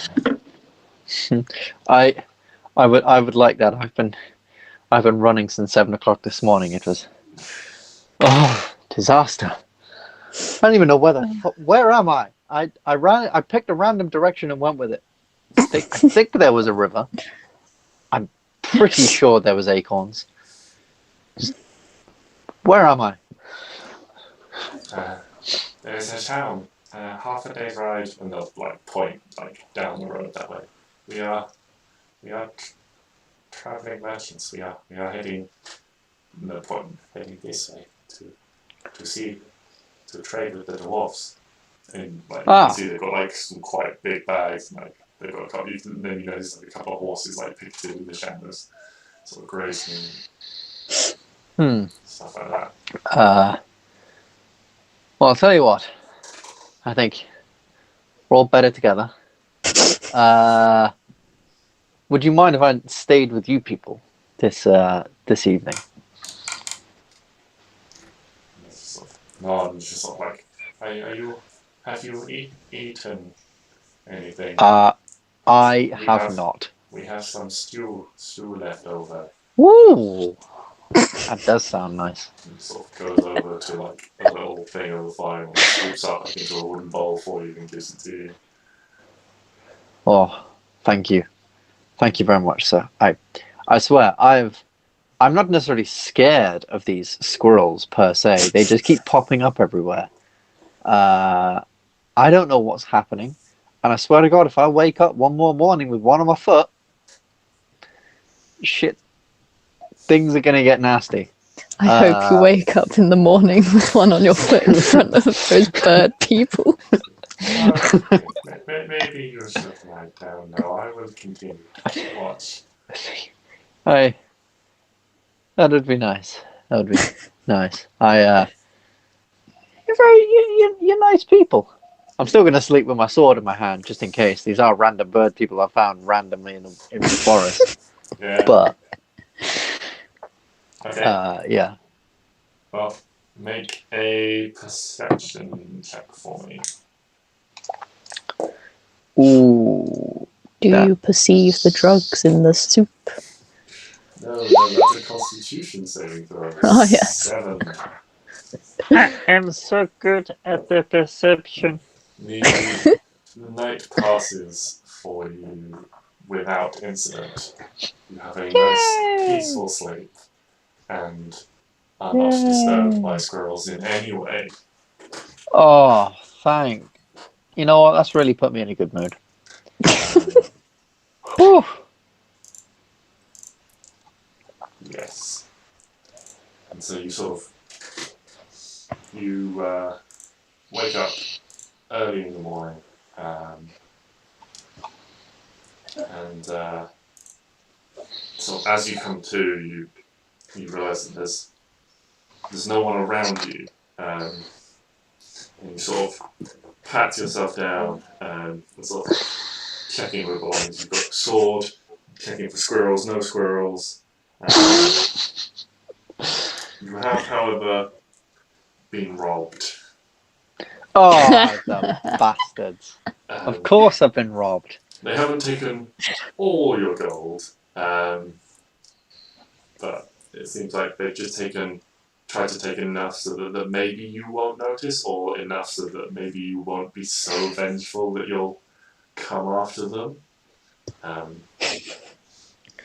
This is what I get for being people in fucking Kavran nowadays. Don't know any respect. So, yeah, you've lost about. Well, let's see how much you've lost. I have 233 at the minute. Alright. And I count these pieces daily. Alright, that's 35. 35. Ooh, boy, that's 198 I now have. That was mean. It was. In fairness, They they don't- only rolled a 10 on their sleight of hand check. So I really thought you might wake up, but Neo's perception is... I have Not Neo's, I have Six's passive- perception is... my passive perception is 10. Your passive perception is 10. That's a bastard. Well, they rolled a 10 and then you rolled a 7, so I didn't bother looking up what their bonus was. Well, that's a bastard. So Well. they have a +3 to Dex, so that would have been a 13 overall for Dex like that. That's fair. So, unfortunate. Rather. You wake up rather grumpy, I would guess well rested, but Well rested. Mind no longer on the squirrels. They seem to have disbanded for now. I will find out what the fuck's going on with those squirrels.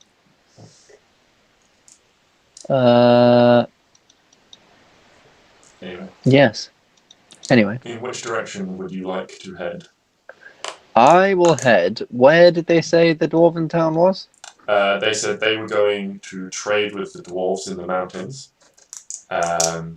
which you would know would be a fair ways away, several days of travel at least. And they told you in the opposite direction there was a village 1 day away. I will be heading to the village. Okay. I believe. Okay.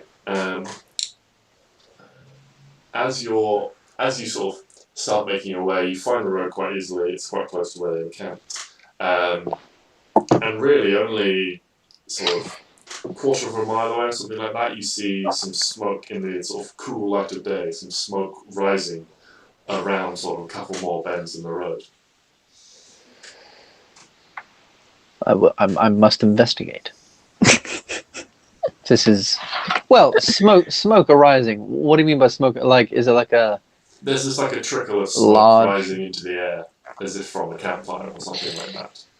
Oh, okay, as if from a campfire. If it's in my direction, maybe I can... maybe I can try and find out a little bit more as to what the village is, where I'm sort of headed, get my bearings a little bit. Yeah, so as you head off in that direction, we'll cut back.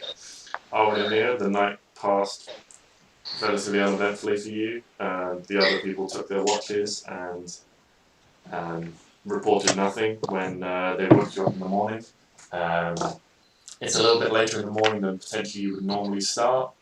With the having to look after children and the old man and things like that. The two women seem to have formed sort of mutual companionship. One a little bit more bossy than the other, a little bit more sort of like in control. The other one seems to be more sort of mirroring her and following her about than leading in any noticeable way. The father of the family of four looks quite weary because he had the last watch, so he didn't catch up on any sleep. As you're packing up your meaty camp and things, a figure comes walking around the corner down the road towards you. You would in fact recognise this figure. Hey guys! The distinctive horns and purple skin of one Neo, as well as the luscious black locks and slight frame of one Arwen. No other name. Oh, hey guys! how's it going? I'm just walking with my like, quarter staff, my staff, just sort of like old man peddling. Hey guys, how's it going? Weird. I keep meeting you people. I Very know. strange. I head off in a different direction, and somehow it's as if fate or the gods were to have us meet again after several weeks for no apparent reason. Indeed. How strange. How's it been? Neo, nice glaive, my man. Looks good on you. Less broken now. I like that. It's always good for a glaive. I didn't want to say anything before, but take it out and looks at it like, yes. There's some things to catch you up on. Like what? What's happened? Looks at Arwen as if, can you explain? Because I don't understand. Smoky bats. Smoky That's all you need to know.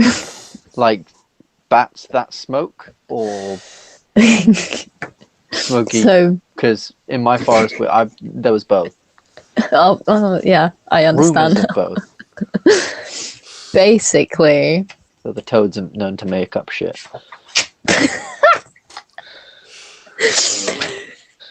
So you know that thing that you and that other person fell on down that hole that one time?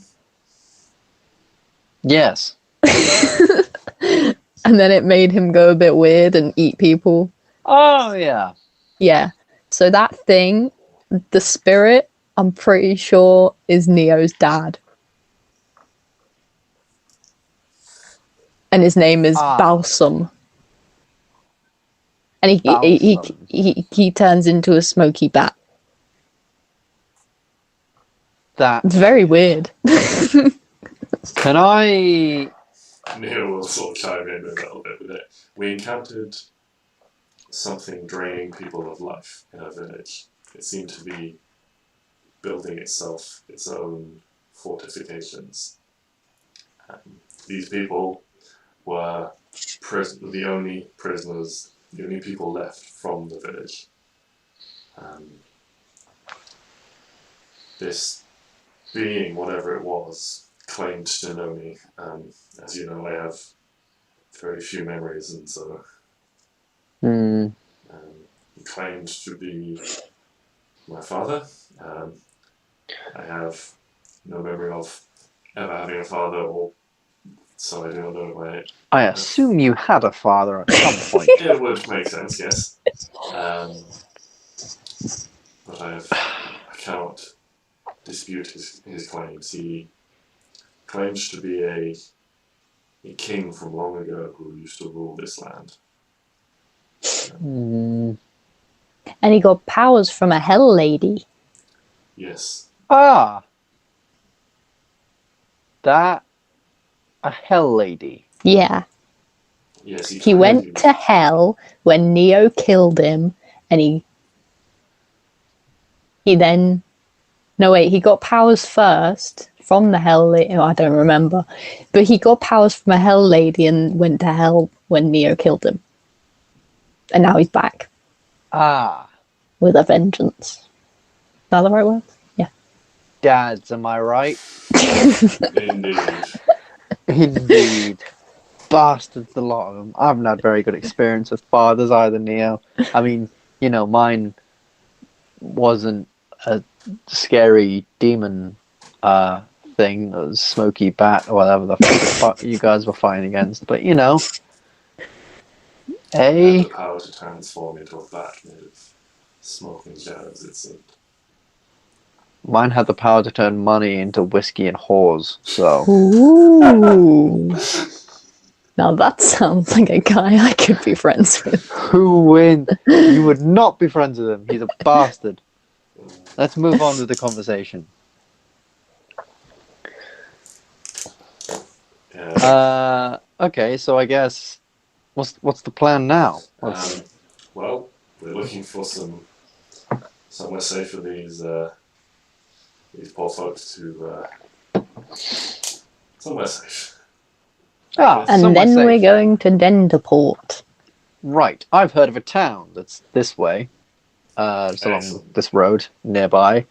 Why don't we head there? Nice.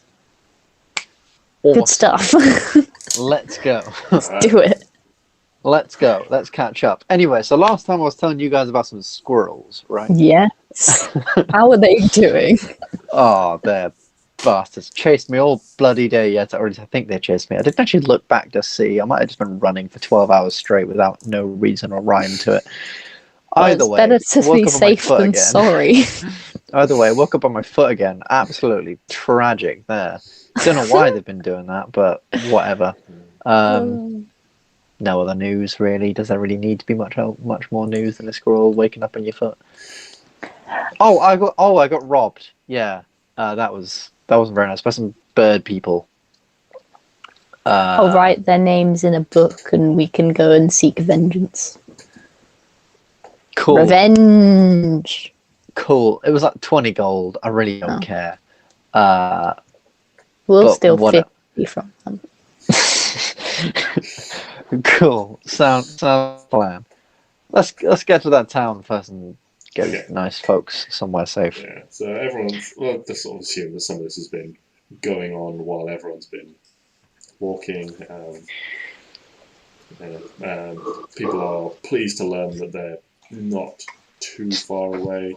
I mean, they would probably have a reasonable knowledge of this area as well. So potentially they knew of a town in roughly the direction, they would have known their local area where their sort of townly neighbours were. They may not have visited so often, it's over a few hours away, but a day away. So, you start to you spend most of the day just sort of walking. Around sort of late afternoon, this town comes into view, and you're able to make your way towards it. On the outskirts of the town, you hear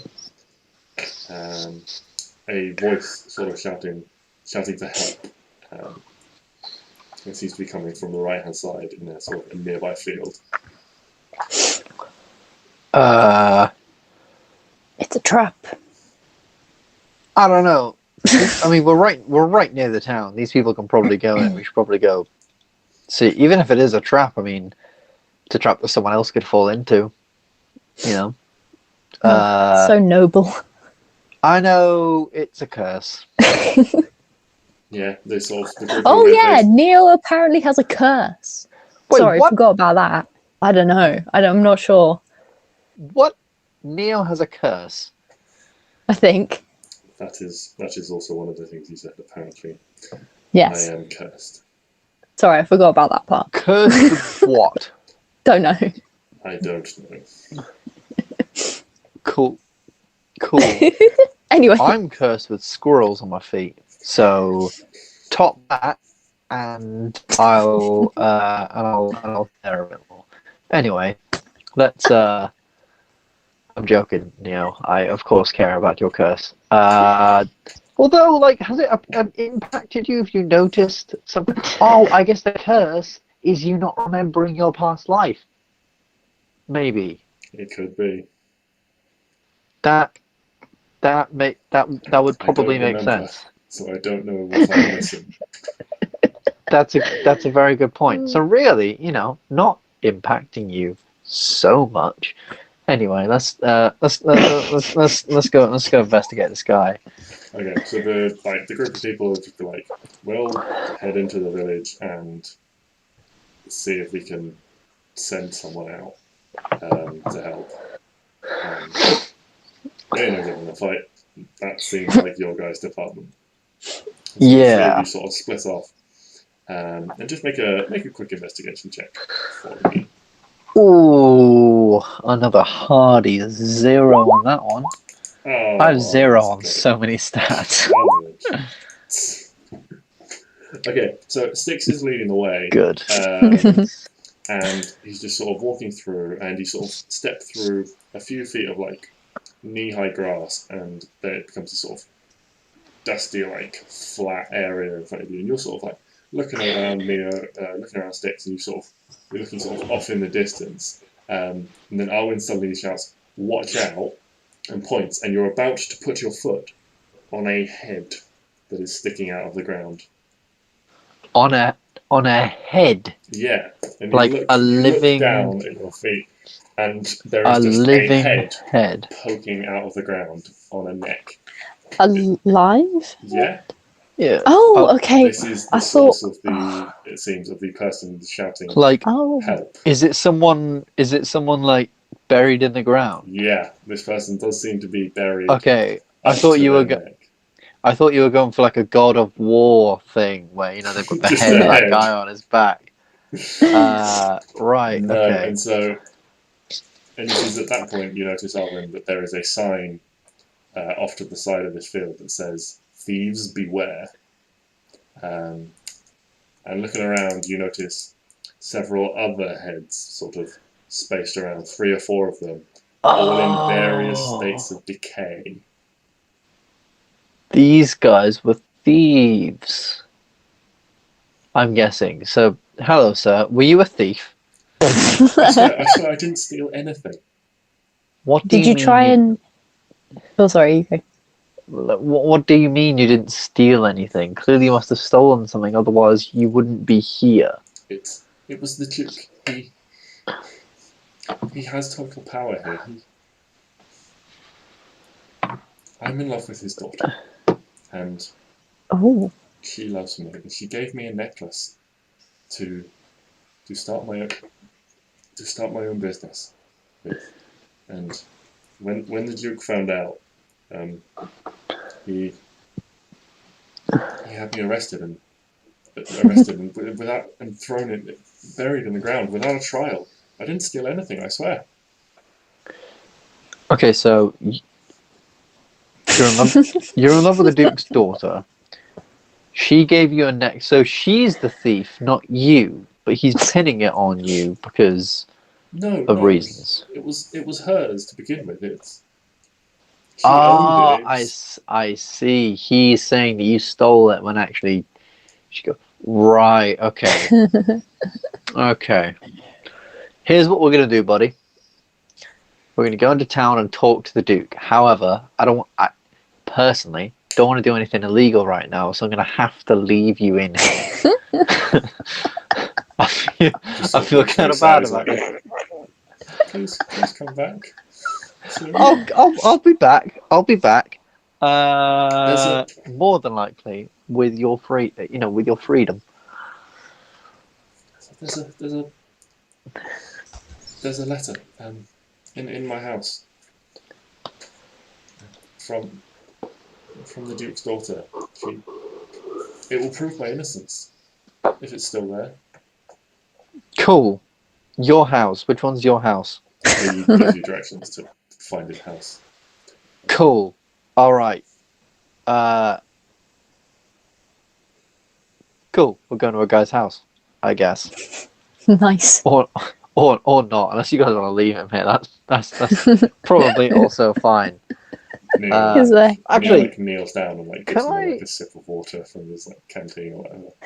can I make a quick insight check to see whether he's been somewhat truthful? Yeah, go for it. Skablanc. 8. Oh, that's disappointing. Yeah, you are convinced by this guy's story. He seems genuine. Seems like he's telling the truth. The information is yours to act on. Alright. Just a quick thing. These other heads. Hmm. Did you talk to any of them, or have they've all been. long? They're all long dead. Okay. These I heads was just are wondering. noticeably decayed. Okay. Like there's Well. sort of 2 or 3 that are just like Cool. clean skulls, and then there's like one that's got a little bit of flesh on it. But Cool. Okay. I'm just going to give him a terrifying. little pat and goodbye. Goodbye, Red. And we're off. And they're off. okay, where are you headed? You heading to the man's house? To the guy's house. Yes. To the man's house, yes-y. Okay. Yeah, it's quite a squat little building. When you get there, you can see that the front door hasn't been shut properly. Oh, someone has definitely been in here. Or maybe someone is still here. And with that, I will very thingily pull out my sword, like, maybe someone's still here. Inquisitively is the word I was looking for. I'm just going to stroll in. So you That just works stroll too. Through the door. Okay. Yeah. You get in, and there's immediately in front of you. There's a staircase going up, and off to the left, there is another room that's open. The door's like pushed open, and you can see it's sort of covered in like wood shavings, and there's like tools and workbenches and stuff in there. It seems to be a little workshop, sort of on the ground floor. Not the bedroom. Upstairs we go. Okay. I'll be back for that. You get to this sort of tiny landing, and it's just got like 2 doors off it. There's like a window at the top of the stairs, and it's just like a door in front and a door to the side. I'm gonna go into the door to the front. I'll go into the other one. Poke my head in. Okay. Yeah, none of these doors are locked. So the door in front of you is this quite small bedroom. And this is just like a single bed in there, and there's like stuff tossed all over the place. Like covers on the floor. There's like papers and stuff from this small desk seem to be like all over the place. This desk seems to have like had locked drawers, and they seem to have been like smashed to like get inside the drawers and stuff. And it's just debris everywhere. The letter is not going to be here. 100%. It's probably not, but we'd probably better have a look around for it anyway. I will investigate. I will also investigation. 6. I can't roll above a 10 today. I have rolled once above a 10. In like 8 rolls, 7 rolls. It's not going well for you. Well, we got to get 6, 8, 2, 7, 5, 15, 4. Yeah, that's not great. It hasn't been nice. So Sticks, you don't find anything. Arwen, you also don't find anything. Well, you don't find the letter. What you do find is a couple of curious items. There seems to be a bottle of perfume there, as well as a couple of items of what looks like female clothing. There's a cloak, as well as a skirt and things like that. But there's literally only like 1 or 2 like spare things there. They seem to be of quite a high quality, which they seem out of place in this like quite dingy, tiny little house. These sort of high quality items stand out. I hope she bought extra clothes when she came round. Because otherwise she'd be walking around naked. Oh, she's still here. No, she's not. There's no one else there. There is another room. Yeah, let's check the other room. Okay, this one is a small kitchen in much the same way. Cupboards have been like opened and like left open, and like things have been like pulled out and like searched through and stuff like that.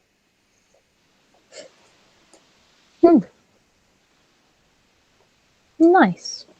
Can I go back downstairs and look at the workshop thing? Yeah, you can. Yeah, it's like a little kitchen, so you can just like you can have a look around the kitchen, or you can go down and investigate the workshop. Yeah, downstairs. Okay. Do I make investigation? Yeah, make an investigation check. Right? You want to investigate? 17. 17. Okay, so you find it seems quite neat in here. It seems, even though it's been searched, like tools and things on the walls are still neatly organised because there's nowhere to hide anything in those places. Stuff like that. Even though there's like a lot of drawers open, there clearly wasn't anything in the drawers or anything like that. So there's like some small, there's like a small stack of like wood and materials and like a barrel with some like metal scraps and stuff in it. The barrel's been like turned over and stuff has been like pulled out, so they've like checked inside. And the pile of wood has been like scattered about, but other than that, there's not a huge amount of mess. It's a little bit messy in there anyway. There's like wood shavings and sawdust and stuff all over the place. And you can see sort of a couple of like finished projects of like quite elegantly made like little puppets or children's toys are hanging in one corner, and sort of there's like a couple of like half-finished, half-shaped ones on a workbench. Oh, that's cute. This man's got talent. Nice. This man has a craft. I respect He's clearly it. setting up his business. I guess that's his business. His business is making puppets and toys for kids. Or I mean, people. if he's not, then he's in the wrong business because this is good stuff. Also, if he's not, then why the hell is he making them? I have more questions. Okay, so someone was clearly here. Whoever it is has quite fancy things. Well, the Duke's daughter, that's definitely got to be the Duke's daughter's clothes. Yeah. Because it's girls' clothes and it's fancy, so it's going to be hers. Oh, yeah. But I don't know if she took the stuff or the Duke took the stuff. Maybe we should go have a word. Indeed. Let us do that. Yes. The Duke or the Duke's daughter? I vote let's start with the daughter, yeah. Probably a better idea. Okay. So you can head out and you can just ask for some directions, and some people will give you directions to the Duke's house. It's this quite grand looking manor house. It's not an enormous house, but it is. It's the biggest house definitely in the village, and it seems to be, a lot of the houses are made from wooden things. This is made from bricks and things like that, and has a nice like slate tiled roof and things like that. It's clearly quite a very expensive house, even though it's not absolutely ginormous in stature. It's also set back on its own a little bit and has a large area of ground surrounding it with a nice sort of a wall with it's a wall in front, and then behind it is this. You can see the sort of hedge growing over the top of it to act as sort of privacy a little bit. Cool. There's a couple of gates, sort of one front, one back, and there's two guards on the front gate, and then there'll be one guard on the back gate if you want to go have a look around. It's a much smaller gate at the back. But the guard at the back gate stands inside the gate, and then on the front gate, the two of them stand outside. Just going to the front. No need to be thingy about it. Just gonna go ask some questions. Nothing out of the ordinary. Hello, guards. Hello, guards. Hello there. What do you want? Manners is the Duke's daughter. Don't talk over me or back to me, sir. You'll show respect in this town, or you'll get a hiding. You started it. I am one of the Duke's guards. I'll have you know. I don't care. That's That's really the Duke's great. daughter? What business of yours is it?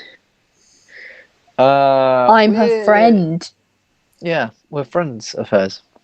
Sort of looks you up and down. Several travel-weary people. I've come to have sleepovers and plait each other's hair. That's what girls do, right? And I'm here as well. Just sort of looks you up and down as that. That makes sense. What do you mean you don't think Maybe so? it wouldn't be associated with the low-lives such as yourselves. Excuse me. Someone's going to need to hold me back because I'm about to absolutely punch him in the face. Lady Amelia is she's not as simple as you might think her to be. We are good friends of hers, have been good friends of hers for many, many years, sir. I'll actually have you know. And I think you... What colour's her hair? Yes. Green. Are you seriously coming up to me and asking me what colour her bloody hair is? Is that your way of... Is that you bloody guard's way of checking to see if you people... you people make me sick with your question. With your and bloody just sort question. of strays towards this club on his belt. That's not an answer. Your hand... You said green. You're an idiot. Yeah. I'm colourblind. She is an idiot, and she's trying to piss you off, obviously. Seriously, just let us in to see our... Just let us in to see our friend. Come on.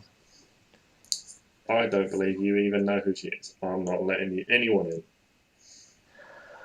I know she's called Amelia and she's the Duke's daughter. What more do you want me to know? You're not helping. Sir...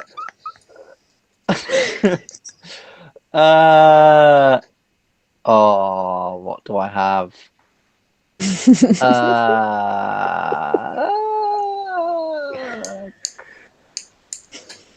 Oh, okay. Wait, there's two of them, right? Yes. Shit. Never mind. Oh,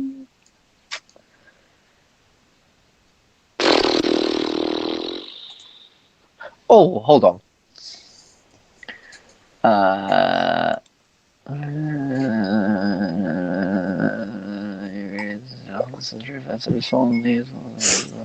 How high is this wall, by the way?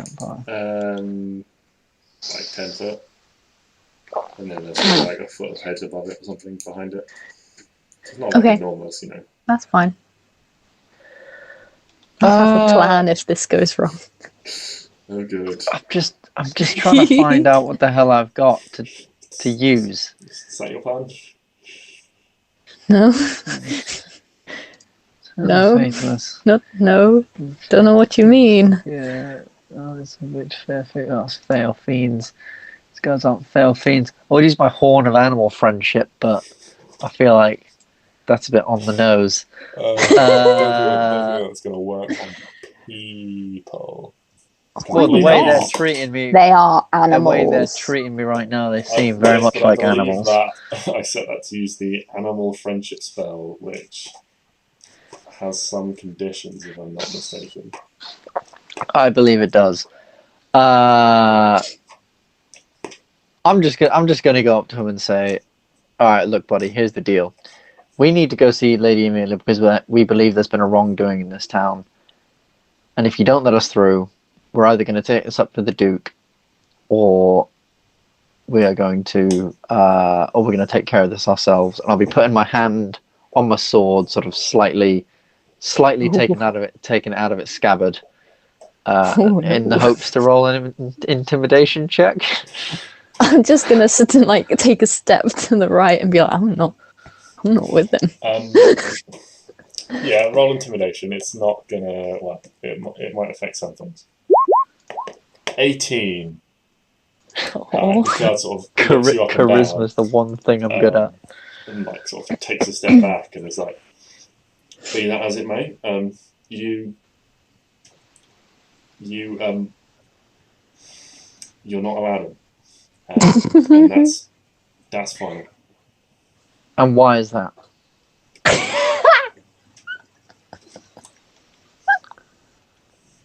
Why am I not allowed in some random person's house? No, why are you being so persistent? Surely it's the daughter of the Duke. I have every right to go and raise concerns with her. I have every right to simply go ask her a question. Why are you being so persistent in me not seeing her? Indeed. He seems intimidated by you, but he's still steadfast in his. He's not so intimidated that he's gonna just let you in. He's not going to give up on his duty, but he is definitely afraid of you.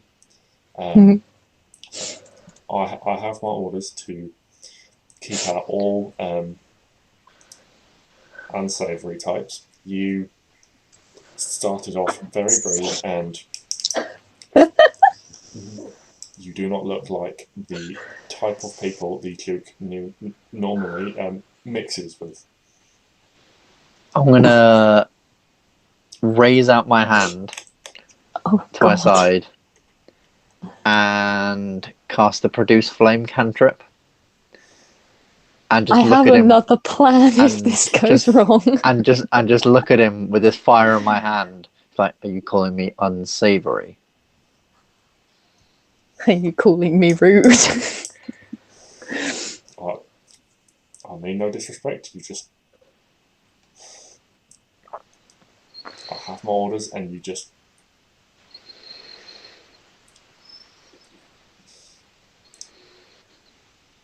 Is it possible you have an appointment? Yes. Yes. Maybe it is possible we have an appointment. Who may I say is calling? Lady Amelia is calling us. She wants to speak with us. No. Who's my name, calling right. Lady That's Amelia? what you mean. Lady my name is. Think of something noble. My name is Tommel. Nice. Tommel. And you. Me. Find people. Who are you? Neo's just sort of like, Neo. Super casual. He's a little bit concerned by the potential display of violence that's coming from Styx. Phoebe,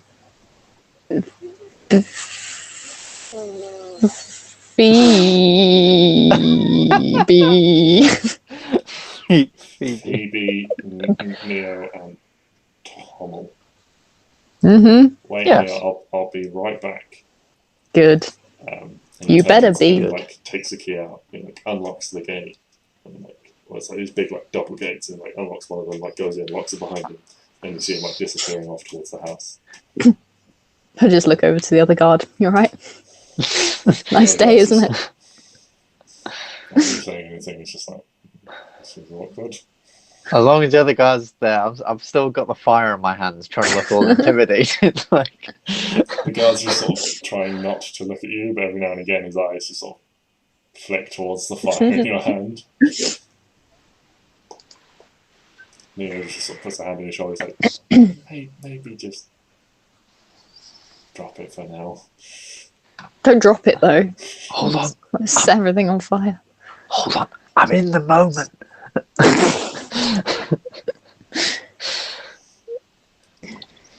Yeah, a few minutes go by.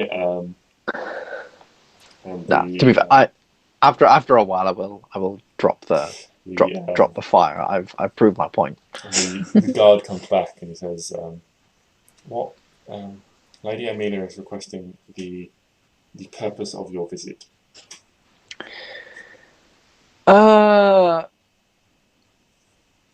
Tell her we're here to talk about her friend outside of town.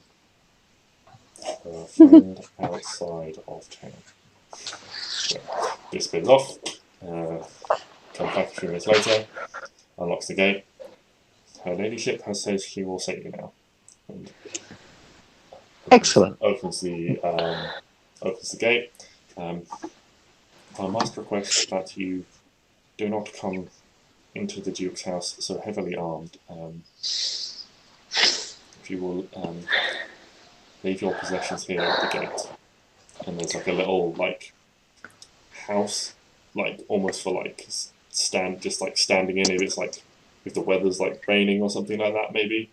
And just like indicates there. So, Neo just like takes up the glaive, takes up the dagger, and just like sticks it on. Like, Yeah, I'll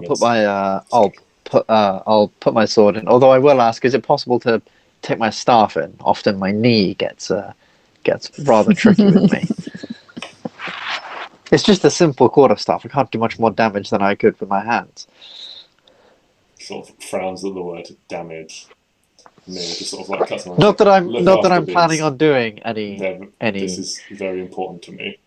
And just sort of like throws you a look like, shut up about hitting people. I didn't mean it that way. Just in terms of what you might be asking us to leave weapons for and things like that. Bad knee is all. Arwen? How big is my hand and a half thing? Your dagger? It's like a about the dagger. size of a hand and a half. Is that big? Yeah, it's a dagger. It's a dagger, but bigger. That big. Well, if you think about like a proper like 6-8 inch blade on like a decent like, fighting dagger, and then you've got the handle on it, and then there's like a little bit extra to the handle so you can grip it in two hands. Like that. Yeah. It's like that's the handle. Yeah, it's got like a little bit extra so you can get like sort of two or three fingers worth of hand on it. So you imagine it's like that bit would be like sticking out your hand, but it's just a little bit more so you can like. Okay.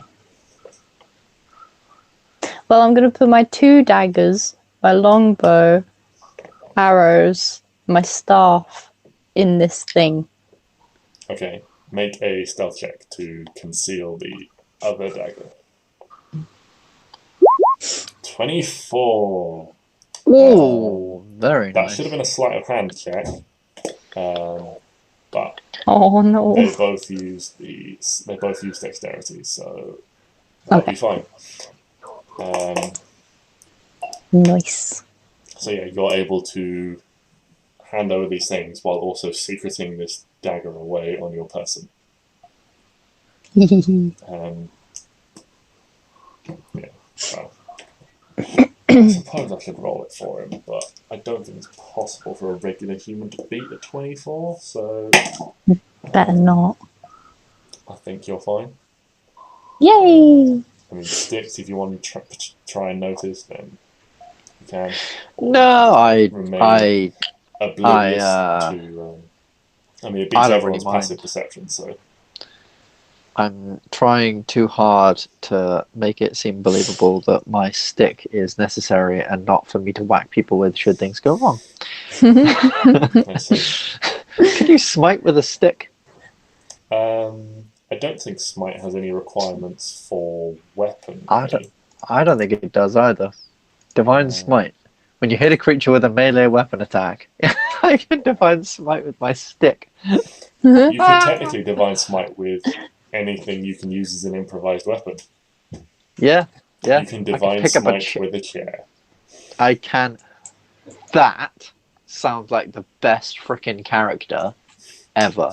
The guy who carries around like a bunch of random items to whack people. A guy with a cart full of furniture.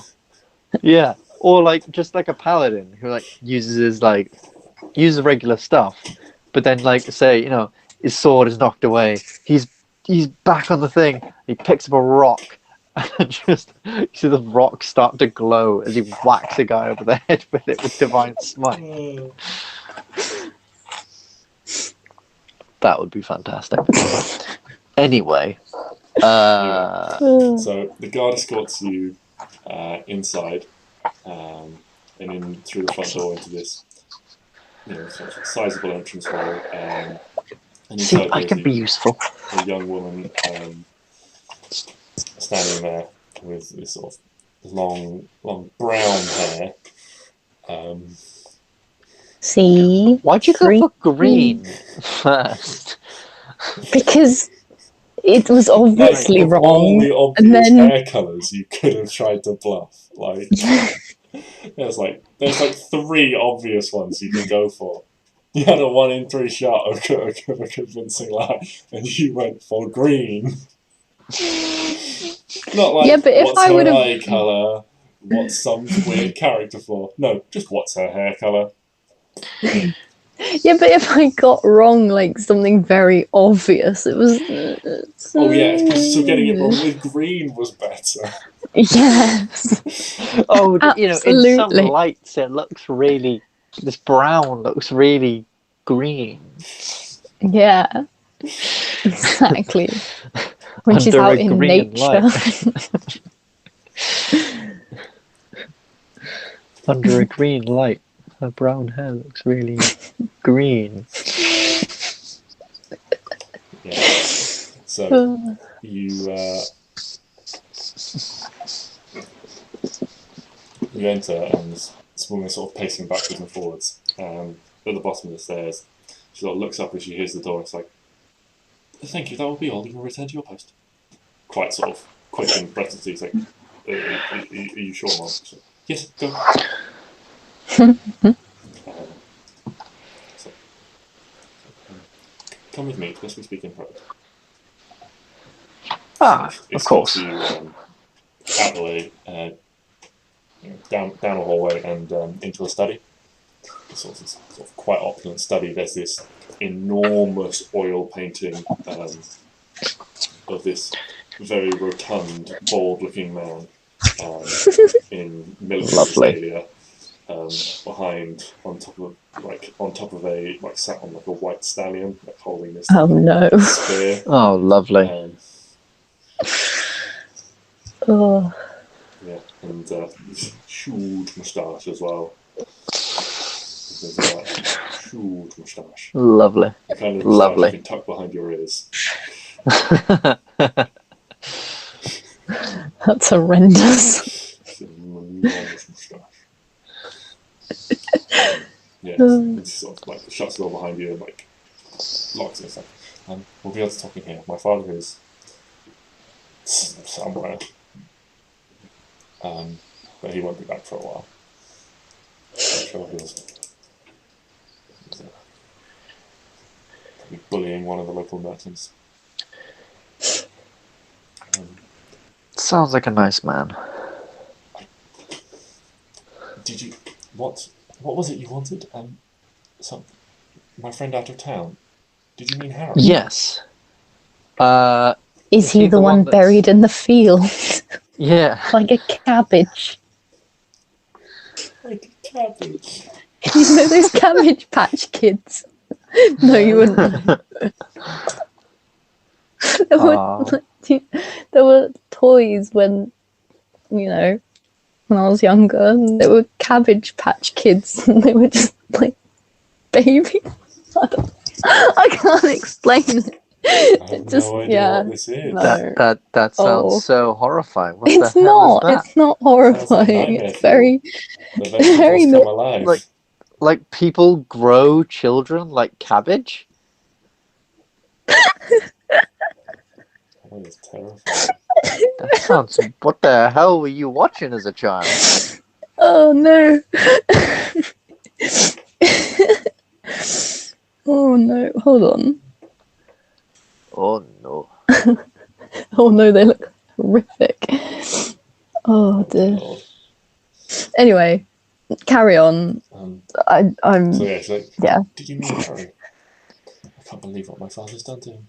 He won't listen to a word I say. I told him he's innocent, but father was enraged when he found us in bed together. He won't see sense. Awkward.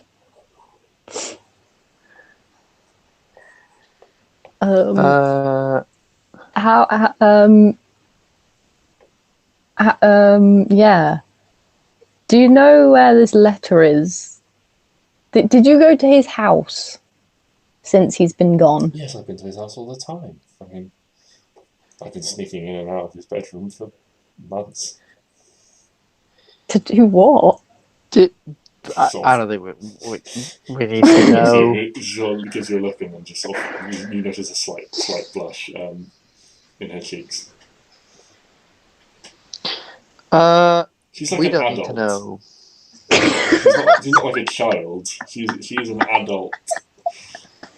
Yeah, she's like 18, 19, something like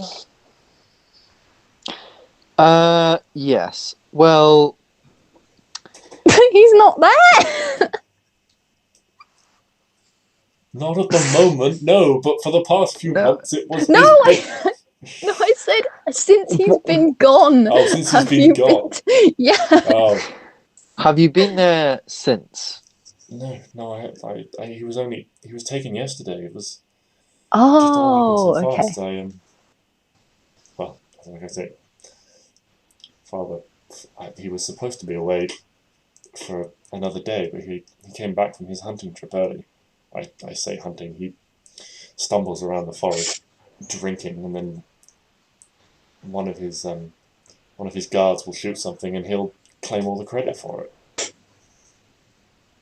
All these gestures at a wall where there's like a rack of like antlers. That's like 3 or 4 racks of antlers. I never even saw the thing until it was dead on the ground. I assure you. Sounds like a lovely fellow. Who do you know who has been to his house since? Well, no one, I would presume. Well, because we went there earlier on, so we spoke to him and he said that a letter in his house from you had evidence that he was not guilty. Unfortunately, it seems like his bedroom's been ransacked ever since. His whole house has. Yeah, his whole house has. So, do you maybe know anything about that? Have any evidence? Have any sort of information that might be helpful? Well, I told when we were discovered, I told my father the truth straight away. But he wouldn't listen. He wouldn't listen to me at all. And I suspect Harry told him about my letter and the necklace and things. But well, if he wouldn't listen to me, I doubt he'd believe anything that was written on paper. Or even if he did, he would just use it as an excuse to get rid of Harry. He wants me to marry someone of his choosing for the betterment of his town. You should run away. But where would I go? I mean, away with Harry, I guess. Okay.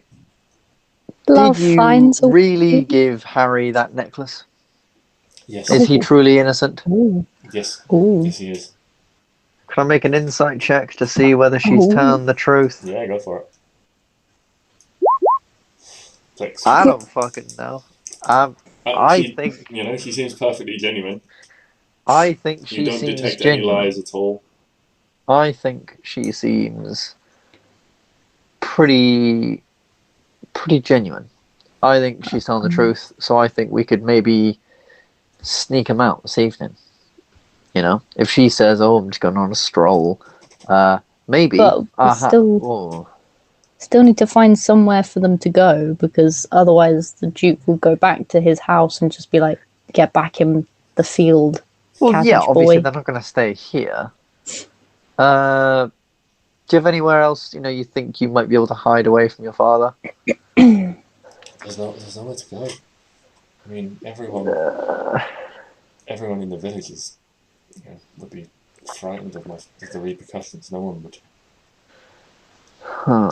be able to protect us, and if we ran, then my father would just send people after us. And okay, so let's what about think. all So Harry's we've got.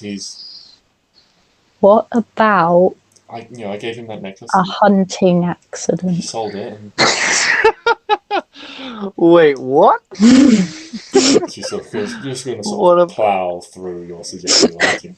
I gave him that necklace to sell. Okay. He bought all those lovely tools and things with it, and have you seen the things he's making? They're so beautiful. He's so talented. Yes, we were admiring them earlier. But, Okay, so word got around that he'd been spending money and things like that, and I guess someone told someone, and someone told someone else, and eventually word got back to my father, and I suppose that's why he. All right. I tried to keep it a secret, our relationship, but I suppose some people must have found out, and I guess if they wanted to curry favors with my father, they would have told him. Okay, so we need to find a way of proving he's innocent, but we don't know where this letter's gone. Is there any other evidence you might have to prove that you gave him the necklace? Just my word. Whose necklace Just your was word. it? Was it yours to begin with? Or did you buy it? Specially? Well, I have, she sort of gestures. She's wearing another quite nice sort of silver-looking necklace. She's got some nice earrings on and a couple of rings. She's like, well, I have all this jewellery that I just never really wear, and I just thought I was around there one evening and he was so impassioned, and he showed me some of the things he made. I just gave it to him there and then. It only dawned on me later that it might be an issue, so I sent him the letter afterwards, so no one would question it when he tried to sell it. So it's not like you just bought it and then someone was like, "Ooh, they stole it from my shop." It's someone. No, you just gave him one of your regular things. He doesn't believe that I gave it to him at all. He thinks he snuck in there and had his way with me and stole my things. But, oh. As I said, he wants to marry me off, so he'll do anything to get rid of unsavory suitors, as it were. Do you know who he wants to marry off to? Maybe he could be in a hunting accident. I don't.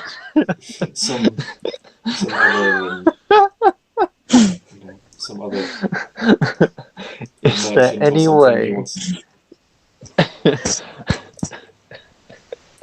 What is he hunting if he's gonna have a lot of sword slashes and crossbow bolts in it?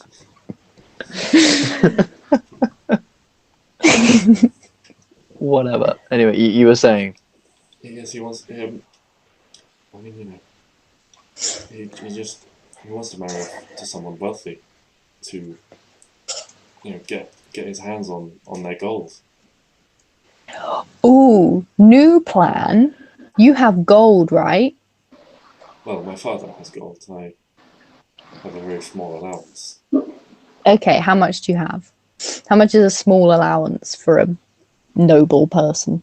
I don't really know. Oh God, that is rich behavior. Okay. I don't have many personal needs. Most of the things are taken care of. my father finances food and that sort of thing, and he pays What? the servants for the stable hands and things like that. I don't really need a lot of money at the moment. Okay, so all of this money that you have, you just temporarily you give it to Harry so he looks rich, and then like he looks. There's no explanation for where he got this fortune. It would He just be buried stashed it away. under his house for years, and it was He a. had savings. However, after the mistreatment he has received here, he's decided to pack up all of his things and go because he just wanted a simple life. He didn't want his money to carry him through places. Yeah. We did it. Crime is no more. That just won't work. He came from a poor family. His father was what's the word? A cobbler. Really don't like to side with Arwen on this particular point, but the hunting accident doesn't seem like a terrible plan. Just because Right. this guy sounds like a bastard, but then again, that's not a good thing to do. That's no. The gods would not be pleased with us just killing. Kill your father? Look at Neo. Look at Neo. Look at Neo. Yes, 100%. Yes, I would kill my dad. Oh my god! Give me the blade. I mean, I'm verging down a path of forgiveness extremely slowly. I'm not. You, but I mean, I didn't realise this was the party of. It's the party of dad haters. It's the party of daddy issues, isn't it? It is. Neo's dad was an evil king. Styx's dad was just evil, who beat his son, and Arwen doesn't know her dad. Yeah. So really, the question of would you kill your father is pretty simple in this context. I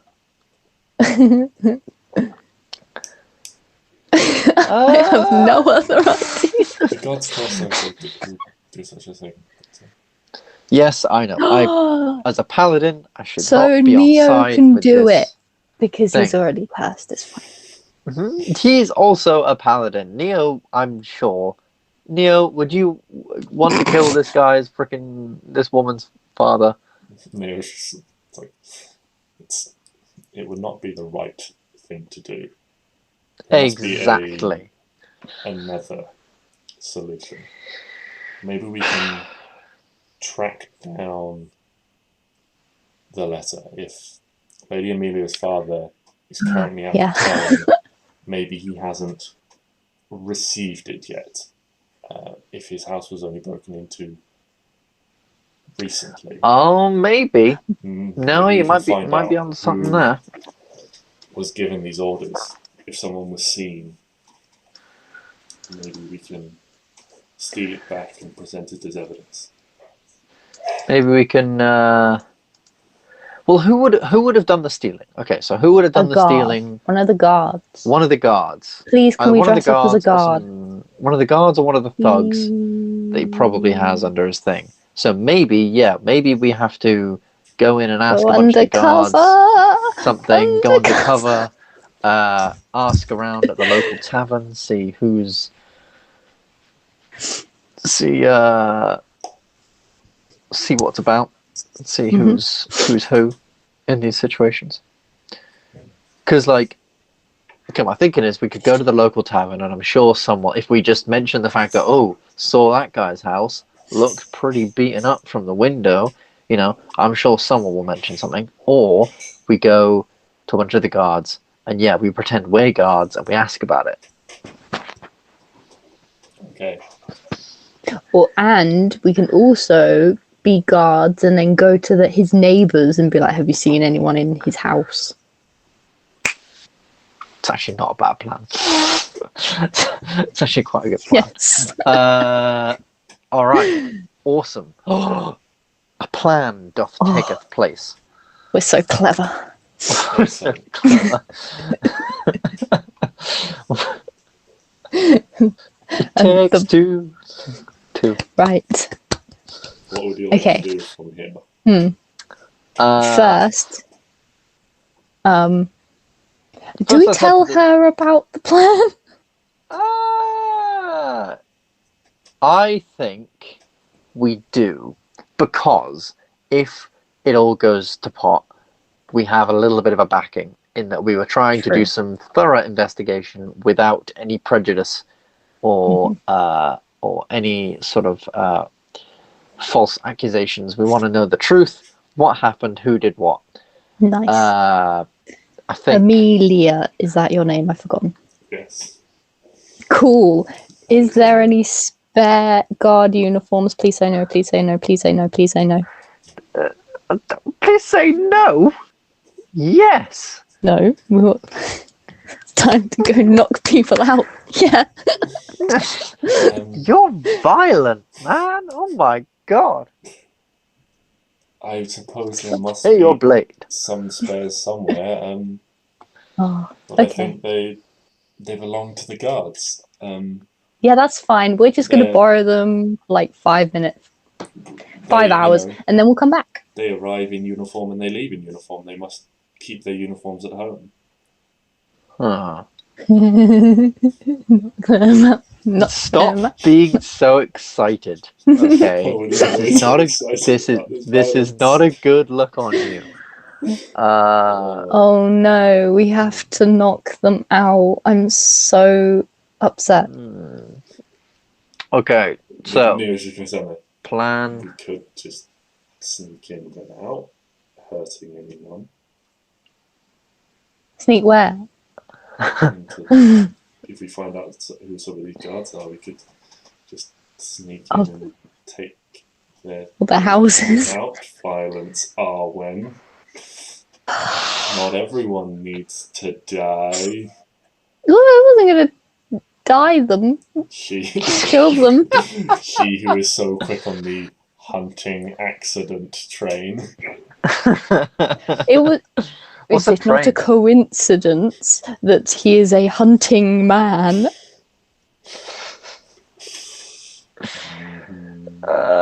You set it up so perfectly, why can I not? I'm glad I joined for this session, otherwise this lord would not survive. Okay, Fine, so just I all guess 6 has to do is hover near him, and then he'll be assaulted by squirrels. okay, so here's the plan. What time of the day is it, JJ?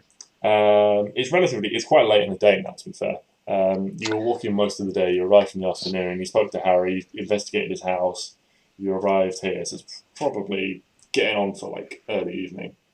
Oh, we can wait till they're asleep and sneak Early in under the evening. cover of night. That's what I was thinking. Okay, so until then, okay, here's my thought process.